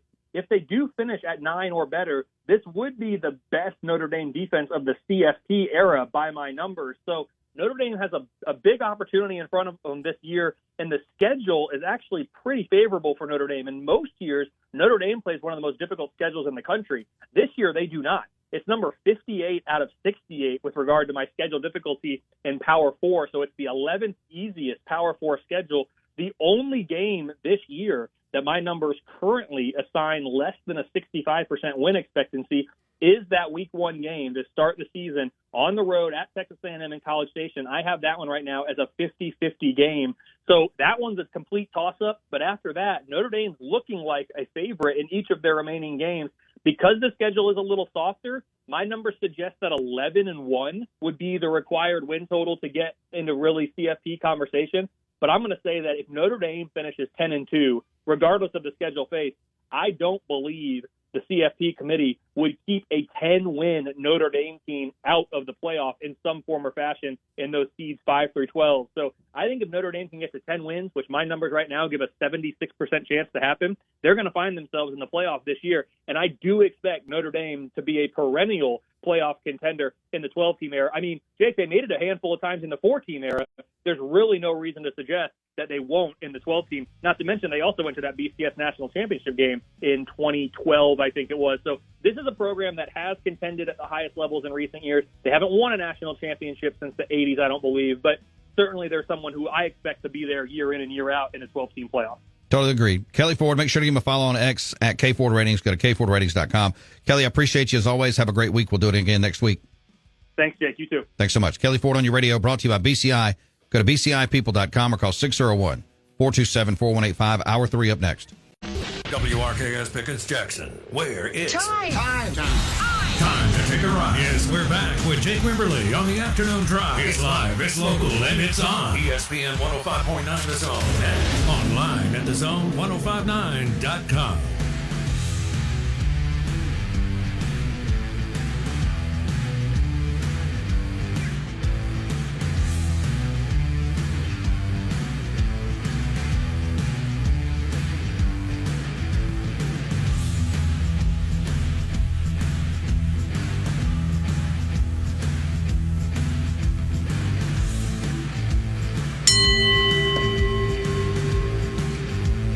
Hour 3 on a Tuesday brought to you by our friends at Capitol Grill in Jackson, 5050 I-55 North, Suite F. Capitol Grill, your happy hour and afternoon destination. 18 TVs to get the game of your choice. Handcrafted foods, beverage specials, and more. Get a game of pool, appetizer, meal. Don't forget about your work day. Grab a Michelob Ultra or a Bud Light. Drink it responsibly, courtesy of Southern Beverage. And, of course, find them on Facebook.com/Capitol Grill at Jackson. Get all the ball games. You got the rest of the Olympics. You got preseason ball. You got all kinds of stuff coming up with college and the NFL. Do it there as you move along. So far, David Murray joined us hour number 1 talking Mississippi State football. Also, Kelly Ford on college football. Hour 3, all you and I. We will be at Hartfield Academy tomorrow, high school football road tour. Had to move Madison Central today. We'll pick that back up next week. I appreciate Toby Collins moving us around a little bit as they have a lot to do today. And Thursday, we'll be out at Jackson Academy. And tomorrow, we will also be visiting with Mike Kershaw, the head football coach at Mississippi College. A lot of positive momentum going on out at MC. Let me get caught up on these texts real quick. Let's see here. Unnamed texter. That natty was taken away. MC ready to get it back. I think a lot of alum from that era can get behind the campaign season to, quote, take back what is ours. Sell season tickets with that slogan. So, I think Mississippi College, did they lose that championship? Did they get it stripped? Like by the NCAA? Did that happen? I am not sure. It seems like I've heard that somewhere, but that was it 90? Yeah, it was before I even started watching football. I don't know. I don't know the history of MC. Should that be a slogan? Take it back if it is? Yeah. Or we could throw in that Jim Harbaugh humdinger. What do you think about that? Could you imagine having Jim Harbaugh and Aaron Rodgers in the same room having a conversation? And let's bring in Jameis Winston as well to the conversation. What do you think that would be like? You know, if we're going to get into I don't think Jameis Winston could hang in that conversation. Harbaugh and Aaron Rodgers, as insufferable and weird as it would be, there'd probably be some... Deep down, they're probably smart guys, quite honestly. I think so. Jameis Winston trying to jump in with man of increase and whatever he does, I don't think it would work out for him. Probably not. Let's see, RT said, did the police clock him at 22? We were talking about, what's that quarterback's name? Will Howard? Yeah. At Ohio State, clocking. I still don't believe Chip Kelly on this. Blake. He says, come on, Notre Dame sucks, and they got smashed every time they were there. Yeah, that's the thing with Notre Dame. It's the chicken and the egg. Everybody's going to go the same direction with Notre Dame. A lot of people think they suck. I don't think Notre Dame sucks. Is Notre Dame Penn State with gold helmets? I mean, Penn State hadn't made the playoff, hadn't played a national title in decades. They feel like they're almost the same football program, though. Yeah, I think that's a pretty good comparison. The problem, Notre Dame, they just are still, a lot of people don't want to admit it, but people that text in here clearly, like Blake, the problem with Notre Dame is you're still living off your past. Well, yes and no. And here's what I mean. Yes, there is the past that, all of the football, especially when you get into a lot of the quote-unquote historians, rest in peace, Beno Cook loved Notre Dame. He was just, you start mentioning Notre Dame and he'd get fired up about it. You get even some of your Kirk Herbstreets, your national talking heads. Now, those are Midwest guys, too. They're going to always talk Notre Dame. Now, we went through this last week about Notre Dame and how many championships and Heisman winners and all that stuff. It's been forever. But it's not like Notre Dame has been... It's not like Notre Dame is Texas A&M, who they play oddly week one. What do I mean by that? We have heard forever that Texas A&M is going to be this program that comes out of the depths of the water and takes over college football. That's never happened yet. Notre Dame, at least at some point in time in history, has been that team. They played for a national championship against Alabama 12 years ago. They showed up. Let me say that. They didn't play. They showed up. They got on the field. They played in some college football playoffs. They've won 10 ball games, it seems like, annually, or right there at it. So, I mean, they're that second tier of team. They're not Georgia. They're not Bama. They're not Ohio State, Oregon, or even Texas right now. But they're that next level.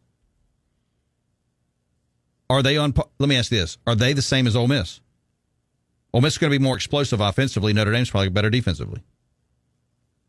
They returned most of that defense for the Irish, who last year, when you look at the Notre Dame Fighting Irish, they gave up 15 points a game, 16 points a game. They ain't played nobody. Notre Dame plays people. They do. They play people. As a matter of fact, this year, now their schedule, again, I always tell you, don't apologize. If they beat Texas A&M week one, and they're a slight favorite by Vegas, then it's off and running. They'll play Northern Illinois at Purdue, Miami of Ohio. They will host Louisville. Now, that Louisville team is again, this is a team that played for the ACC championship last year. I believe they beat Notre Dame last year. They got a bye week. They play Stanford at Georgia Tech. They play Navy. Get a bye week. Then the big one, Florida State. But they play that at Notre Dame, Virginia, Army, and at USC. Here is a scenario that will blow your mind, though, with this 12-team playoff. This Notre Dame team, nobody wants to hear this. Realistically, I'm not saying they're going to win it. They could go undefeated with this schedule. And do you realize they would not be the number 1 seed? They would be the 5th seed. That is what has blown my mind with this whole thing with Notre Dame in the playoff. It's not that do they deserve it or do they not. We are not paying attention. Notre Dame actually agreed to get shafted, to stay independent. They agreed to this. They can go undefeated and cannot get a bye. They cannot be the 1 seed. What world do we live in other sports does that happen? So, are they getting shafted, or is this just what they signed up for? It's what you signed up for. You screwed yourself. You just wanted this. You wanted to keep this exclusivity that you are just clinging to here in 2024. And this money from your, I got a friend who works at NBC Sports. We're going to make him the AD now. Oh, but before you leave, let's work out a new TV deal. Welcome to being the athletic director at Notre Dame. Yeah, they worked all this out. You got your money, you still got your exclusivity, but don't tell me that you really are just desperate to win if you're going to do that. If you're going to sign a deal that clearly limits you right there. Or is it arrogance? All that? Where they think, we don't really need the 1 seed. We want our independence. It's that important. We are the university in the Catholic community around the world. The one in the world. We got more money, and we got more money coming in than Warren Buffett. We don't care. And our independence, we will not go under the umbrella of a conference, and we'll even take the 5th seed. Because you know what? Eventually, we're going to win the whole thing as a 5th seed. Is it arrogance? I think it's a little bit of everything. Mm-hmm. Big part of it, yeah. It's a very weird deal. CWR, Notre Dame is trash. Ugly mustard. Notre Dame is Dallas in gold helmets. Is that a good comparison? The Dallas Domers, Rebel Greg. Notre Dame is South Panola 2.0. Whoa, South Panola. Greg. They won a bunch. Explain yourself, sir. South Panola 2.0. When I think South Panola, I think about our buddy Lance Pogue and them were just ripping everybody to shreds up there for about 10 years. Possum Neck Joe. College football has less and less to do with college. With age comes wisdom. I fought this NIL because I knew it would spiral out of control. Look where it started at and now. Pitbull Stadium. Joe is taking us back to hour 1. Yeah, if you missed it, FIU, Florida International, has sold its naming rights to, and again, this is where I know that I'm getting old. I don't even know how to frame up Pitbull, like where he is in the music world, but he has the rights to the stadium now. What is he? Is he considered a rapper? R&B? What is he? Is he a mixture between Morgan Wallen and who's that ugly dude with the freaking tattoos on his face? Kind of heavyset guy. Jelly Roll. Yeah, Jelly Roll. Is he Jelly Roll meets where Jelly Roll and Morgan Wallen had a baby? What is he?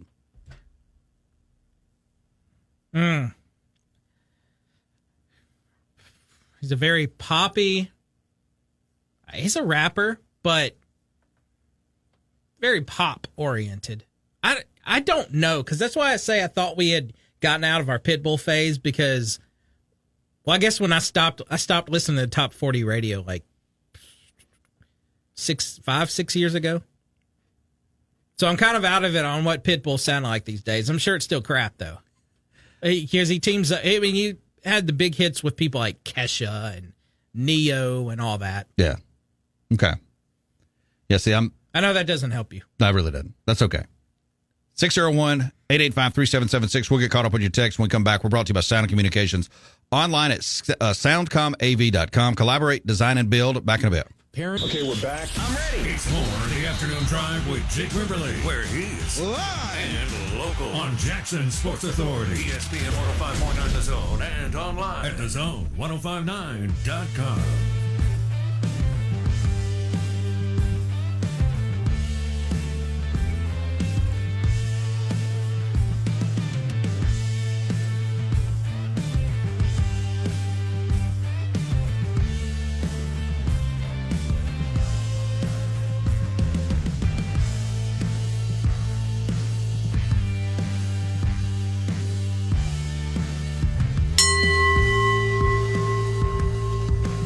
We're brought to you by Cowboy Maloney's, Texas 601-885-3776.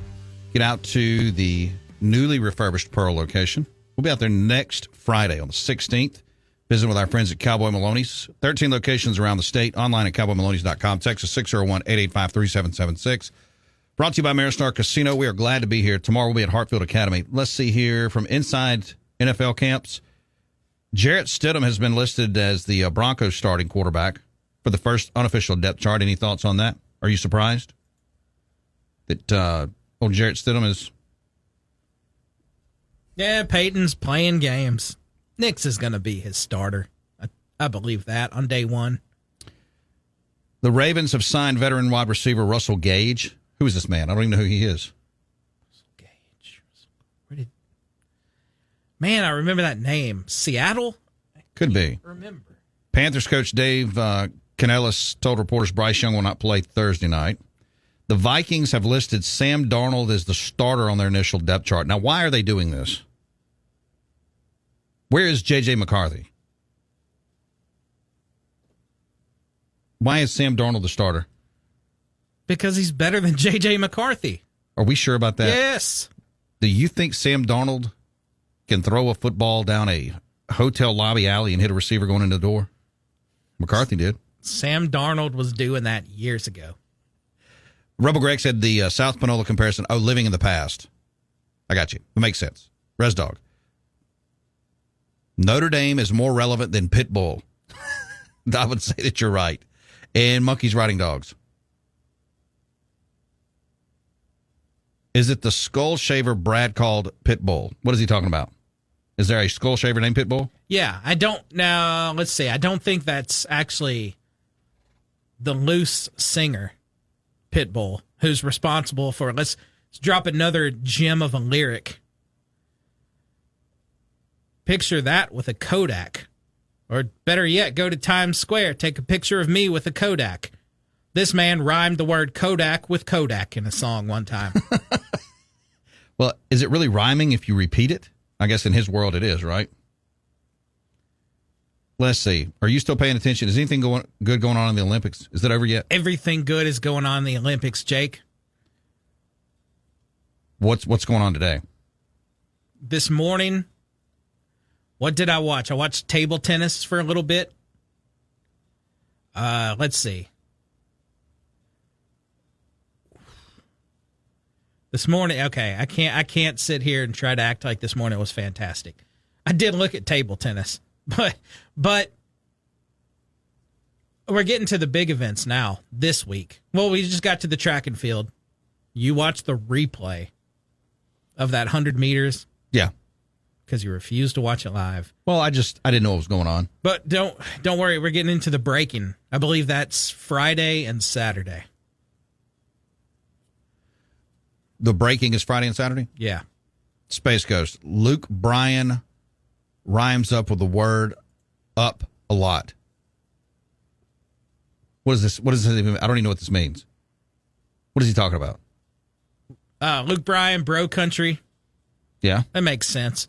I'm not familiar with any of his songs, but it seems like he would rhyme up with up. Up with up. SEC's moving towards adding mandatory injury reports. Did you see this? Southeastern Conference football. The SEC is considering requiring mandatory injury reports in the 2024 campaign year, per CBS Sports' Alex Scarborough and John Talty. On Tuesday, the pair provided further details on the matter. Quote, a mandatory injury report hasn't been officially approved, but multiple sources indicate the details are close to being finalized and are expected to be in place at the start of the season this year.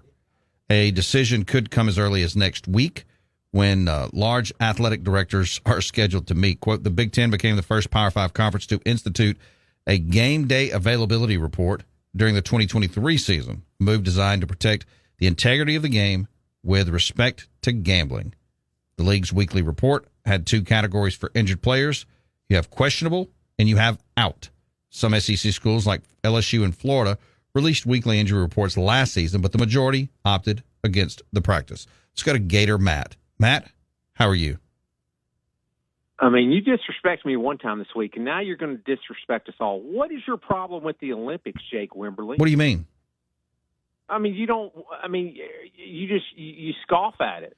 You know, I mean, It's run by a bunch our of communists. You need to root for our athletes. Oh, I am. You need to appreciate the product that they're putting on the.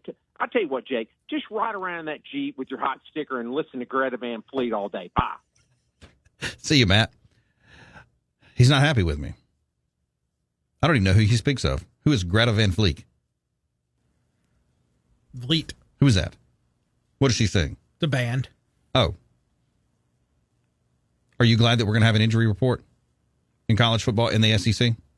Just sidestepping those Olympics again. No, I mean... Matt calls in. Matt is a respected member of the community. He is. And he's now calling in, and he's on you for just poo-pooing these Olympics. I'm not. It's not just me. I'm not poo-pooing the Olympics. I just have no interest in them. I hope the USA wins all the goals, but I won't be there to see it. Now, you do this sometimes with stuff. There's things you will not watch college baseball. I don't think you watched an inning of the College World Series. No, you know what? You know what? Now that you mention it, I broke my streak. Now that I think about that, because the College World Series was the only times I watched this entire season. I watched 6 innings of one game and 3 innings of another. So I did watch during the World Series. JC says that the Swede setting the pole vault record was electric. Now, I did see a pole vault snafu. I did see that you did. On X. I did see that one. Churro. College baseball better than OnlyFans. That is a heck of a comparison. That's almost like Pitbull rhyming something with something that's the same word. Rhino. Go for America, but the Olympics are stupid. Olympics committee has their commie pride agenda, and they do what they want. See, that's kind of with him. I'm all for the gold. Go for the gold. I would rather watch Georgia, Alabama replay on the SEC network, if I'm being honest, in football. What year? I don't care. Any of them? Any year. That's just me. We're brought to you by our friends at Ranco Transmission, 1460 Old Brandon Road in Flowood, 601-939-9184. Foreign and domestic transmission repair. Back in a bit. This is the home of the Chuck Oliver Show every weekday from 10 till noon on Mississippi's live and local sports authority. And where? We're back to Jake Quiverly with the afternoon drive on ESPN 105.9 The Zone and online at thezone1059.com.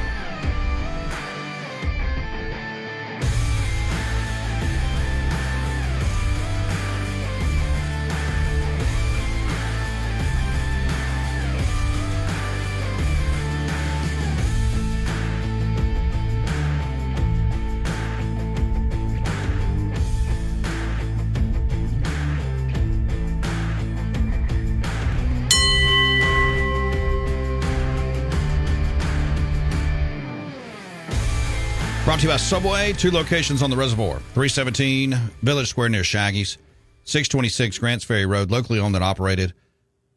Everything you need for the weekend party. Also the tailgate this year.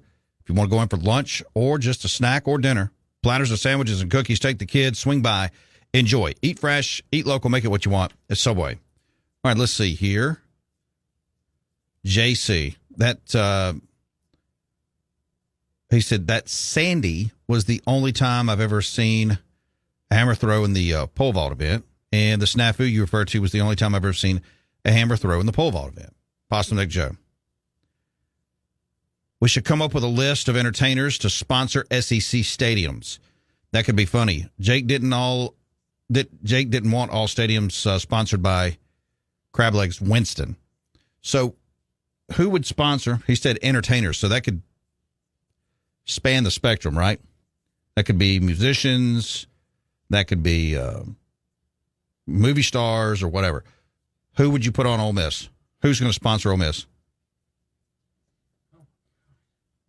Is it going to be maybe Morgan Freeman from the Delta, that part of the world? Ole Miss, you got to think about that one. My brain, just when I first read that, just went immediately to, I know who's getting Tennessee. That's the only one I've thought of so far. Morgan Wallen? No. Yep. What? I'm sorry, I was stuck on the Morgan Freeman. How did you know?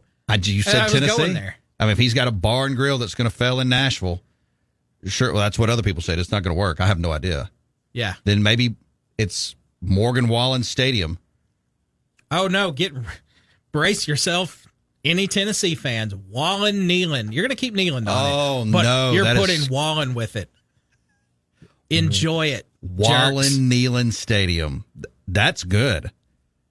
That actually makes sense. Wallen Neyland Stadium. And there's Morgan Wallen and Peyton Manning hanging out there. Wallen Neyland Stadium at Peyton Manning Field. Well, we got Tennessee wrapped up. So we're going to go with Morgan Freeman on Ole Miss? Placeholder for now. Morgan Freeman, Vaught Hemingway. That's a mouthful. What about Mississippi State? Or would Ole Miss choose John Grisham? John Grisham Stadium.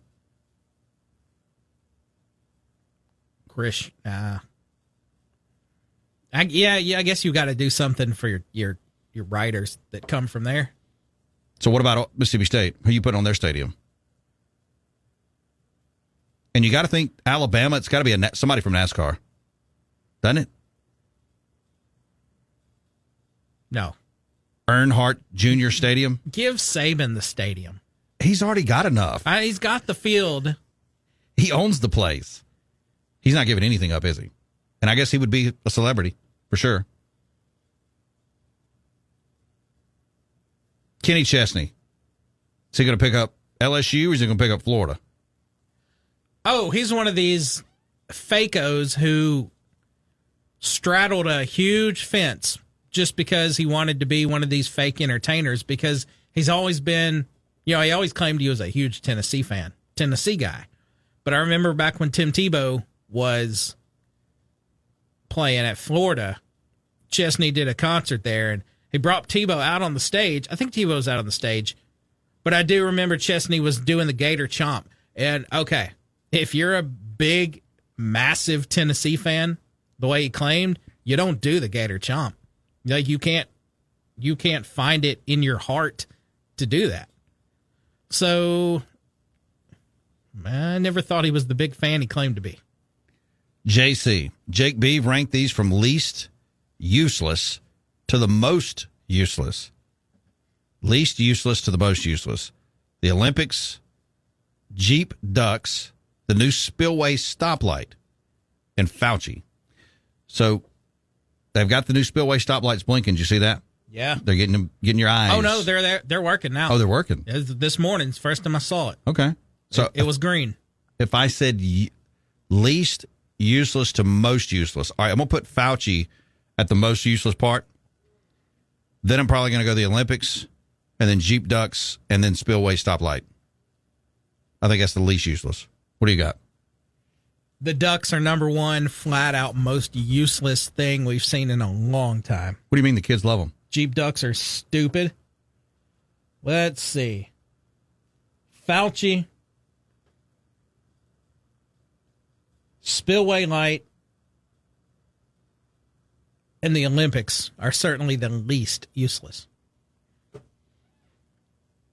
Are we going to keep this? And I'm just looking at stuff like thinking about, is it useless or not? Remember the Mayo dump, Duke's Mayo Classic? Is that going to stick around with all this change in college football? It's got to. I think that's the only. I mean, that's the real charm. The real, bowls try to differentiate themselves from each other, and that's a big differentiating factor there. The only bowl where we're dumping mayonnaise on somebody. So yeah, I think they got to keep it. Speaking of useless, Bill Conley, SP Plus, he has broken down college football tiers of underachievers in college football. He says he's got his college football no-show tier. We've talked a lot about this team, Penn State. He puts them in the college football no-show tier. He says massive stadium, highest profile program in football, Cray State in Pennsylvania, top blue blood program in the Northeast region with direct recruiting access to New Jersey and New York City markets. He said, why are they underachiever? Arguably, no program should benefit more from the college football playoff expansion from 4 to 12 than Penn State. The Nittany Lions have finished in the top 12 of the final college football playoff standings 6 times since 2016. But they just can't get over the hump. So he calls them a massive underachiever. Would you agree? Yep. Next on this list, Florida. I tend to agree with him. Their last conference or national championship was in 2008. And for Penn State, 2016 was the conference, 1986 for the national. But talks about the assets for the Gators, large stadium and fan base, flagship school and elite recruiting state, history of strong quarterback play and exciting offenses. But they have vastly underachieved. Florida has had 2 dominant stretches under iconic coaches. Of course, we know Spurrier did the thing first, 122 and 27 and 1. At his alma mater, 6 SEC titles, a national championship in 96. No AP poll finished lower than 13th. Urban Meyer, we know what he did in 06 and 08. But outside of that, they've done nothing. USC. He puts USC in this boat. Last conference and national title. 2017, they won the Pac-12, 2004 national champion. They have everything. Location and recruiting, media, entertainment hotbed, decorated history, both for teams and individual stars, deep pocket boosters. But USC has been here before, suffering through middling stretches in the 1980s and 90s before Pete Carroll and their incredible run of 7 straight top 4 finishes in 2002 to 2008. Says the Trojans might not become the sport's dominant program again, but there certainly can be the best in the West, boasting far more tradition. So 11, I like how he frames this, claimed national titles, 37 conference titles, 8 Heisman winners. Let's see here. Ugly Mustard. Port Chalk-Wamak Wade Stadium. So he is putting Port Chalk-Wamak on the Mississippi State brand. Will. Ole Miss. Katy Perry Stadium. I was waiting for somebody to do that. Let's go to Jay. Jay, welcome in, brother. How you doing? Doing good, man. You was talking earlier about the Mississippi College football. Yes. If Mississippi College want to sell their brand, want to put people in the stands, they need to recruit more locally here in the metro area and the surrounding areas. These schools around here are doing really good, but they are going way out of state. Louisiana recruiting kids and Alabama bringing kids in. You got to start in your backyard. You got to look at a program like the Clinton Madison Center in the Rankin County area, Jackson area. They don't do none of that. So, of course, you're going to get forgot about.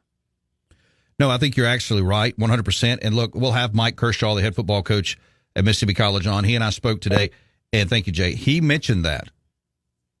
That nothing against the rosters that have come through Mississippi College, but not a lot of Mississippi talent. It's kind of head-scratching. And he's already figured it out. Like, he says, look, we've got talent all around here. Can't everybody go to State and Ole Miss? Can everybody go to Jackson State? There's a lot of talent right here. Delta State has proven this. And, of course, Kershaw, I believe, was a part of some of those Delta State teams as a coach as well. So, yeah, Mississippi College, I would anticipate seeing more Mississippi College activity on the recruiting footprint locally moving forward.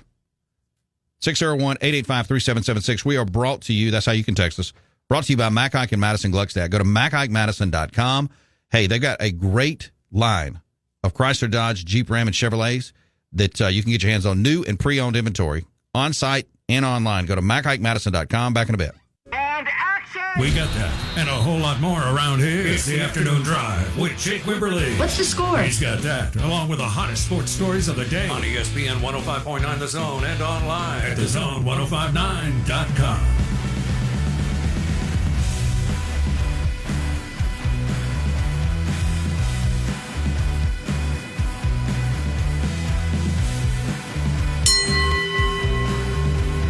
Final segment on a Tuesday. We are brought to you by Maristar Casino. Get out. Play, play, play. 4 great restaurants on the property. Also, they got the bottleneck for the weekend. Be there on Friday with Keith Hardy. Make some future bets, more to what we've already done. I'm going to go ahead and I got to bet this Super Bowl. I got to go ahead and do it. I got to pull the trigger here. Talk about that here in just a second. David Murray join us today. Genespage.com. Thanks to David. Thanks to Kelly Ford. You'll have Rob J coming in with Juanita Ward here in just a bit, so stick around. All right, so I got to get this NFL pick done. And I've already got my college pick in. Oregon's been in. But I have waffled on this NFL pick. And the way I do this is a future pick. And that I'm betting a value pick. So who has the best value? The Chiefs and the 49ers obviously are, they're getting all the love as they should in the NFL to win the Super Bowl. And some of these I've hit and some of these I haven't. Hit the Rams a couple years ago, got them 11-1. But I'm not playing the Chiefs at 550 and I'm not playing the 49ers at 650. So who is the value? Baltimore next at 9.5-1, which means if you bet $100, you win $950. I don't believe in Lamar Jackson in the playoffs until he shows me. Detroit 12-1. I think that they step back. Cincinnati, they just had an offensive tackle go down. No. I'm going to have to go Miami, I feel like. Unless you can convince me of someone who has better value. Now, our good friend Rafael Esparza says it's the Browns at 40-1. The Browns. No. I still don't believe that. Still do not believe this. You know what? Just go back to a pick that you just mentioned from a few years ago. Put it on the Rams. 30-1. 28-1, 30-1, depending on the book. Yeah, right there. I have as a 49er fan in that division, I have a healthy respect and almost downright fear of what I think the Rams could be this year. You may have given me my pick. Because even though the Dolphins have a little bit better value, their path is much harder. Now, that's no disrespect, and I'm serious when I say that to the 49ers. But you're right. There's not a lot. It's the 49ers and almost everybody else. And, who's the next team? I don't think it's Philly. I think Philly's a good team. It's a playoff team. I don't think it's Detroit. I don't think it's Green Bay yet. Sure not Dallas. Maybe it is the Rams. Maybe it's McVay. Maybe it's his time to get back in the mirror and get back in the spotlight. What do you think? I feel like, and it's still a long shot to think they can jump right back up to there, but I think it's just as good as Texans. That I love the Texans, but no, I see them nowhere near the Super Bowl. I think it's just as good as throwing something on the Texans. The Bengals are popular. Bills every year. Get that out of here. Cowboys, nonsense. Dolphins, unless they were to go all the way through with home field advantage. Even then, the Super Bowl would probably have to be in Miami. So, no, it's just as good as anything. Yeah, monkeys riding dogs. What's the Texans? I think you're right. Texans are 16-1, but I'm like you. I don't think they're ready yet. They're good. They're building a heck of a squad. I just think they're a year off, maybe 2. QB1. Put it all on the Saints. Can't do that.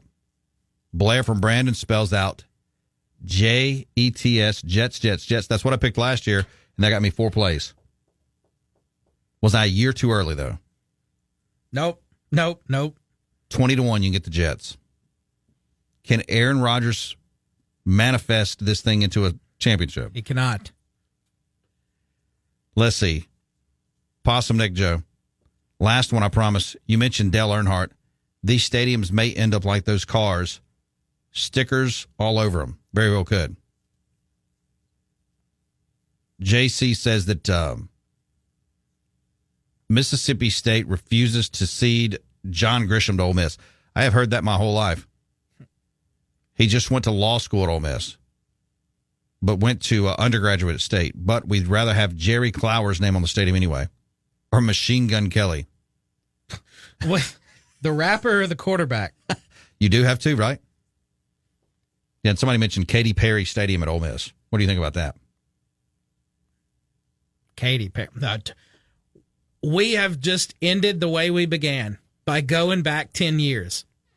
That was that 2014 visit when she made that visit. No, Sorry. you're absolutely right. I didn't even think about that. Let's see if I missed anything. I don't think I did. Let's see what else we got over here. JC, the original Machine Gun Kelly. The one was a bootlegger and an outlaw. That guy. So it's either going to be the Rams. Is the Rams the best pick? Is that really the best pick? Why do they scare you? I mean, I know that they get after them, the 49ers, they get after each other. Is that why? Why what? Why they scare you? Oh, I just think that offense. Stafford, completely healthy. The Pooks, Puka Nacua, Cooper Kupp. Good defense. A lot of pieces out there. Who is their running back? Their running back keeps changing. It does. I can't remember, but that offense, though, that offense is impressive. I'm really worried about the Kelly Stafford effect. I feel like that she might have damaged that team internally. Don't you worry about that. And the fact that the Staffords bought not one but two of Drake's houses. And since that Super Bowl win, it has been almost a curse. I believe that. Between living in Drake's houses and the Kelly Stafford effect.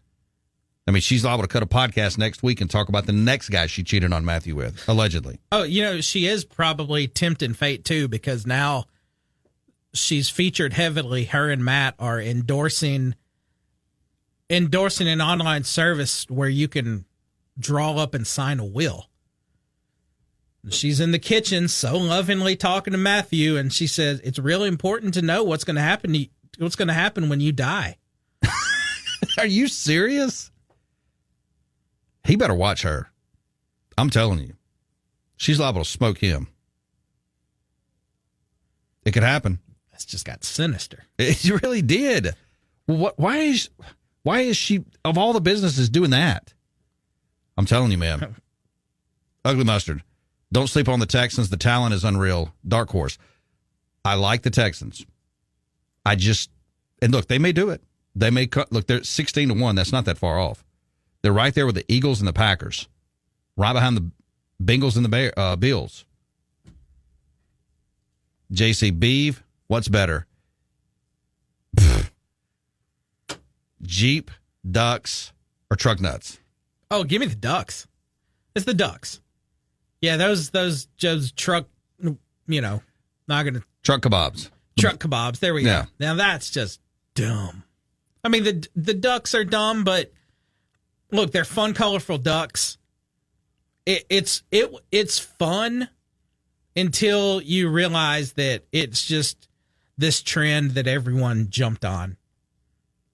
Like, oh, I got a Jeep. That's why people buy Jeeps, by the way, is because now you really, I think you got a history of really loving Jeeps. I do. But that's so many people, not everybody, not putting everybody in that, but so many people that have Jeeps these days buy it because it's a trend, because the Jeep has become so big, not because they love a Jeep. That's a lot of people. And then the Ducks just piled onto that trend on top of trend. But if those are my two options, at least the Ducks are fun. Salty Dog said he has taken the Packers. Yeah, you get the Packers right now for 19-1. So there's good value with some of these picks. I mean, for sure, Texans, Packers. Again, Vegas is playing with everybody putting Dallas at 20-1. There's another story out here about the Cowboys going after Shedeur Sanders. I told you this thing's going to happen. That's what I think is going to happen. Deion's got 1 year left in college. I think they are privately trying to take advantage of Jerry Jones' inability to think. And I think they're going to probably be in Dallas next year. Something to watch. Thanks to David Murray. Thanks to Kelly Ford. Remember, ketchup is king. Bacon's a delicacy. Aloha means goodbye. We'll be at Hartfield Academy tomorrow. Be a man of increase. Good night.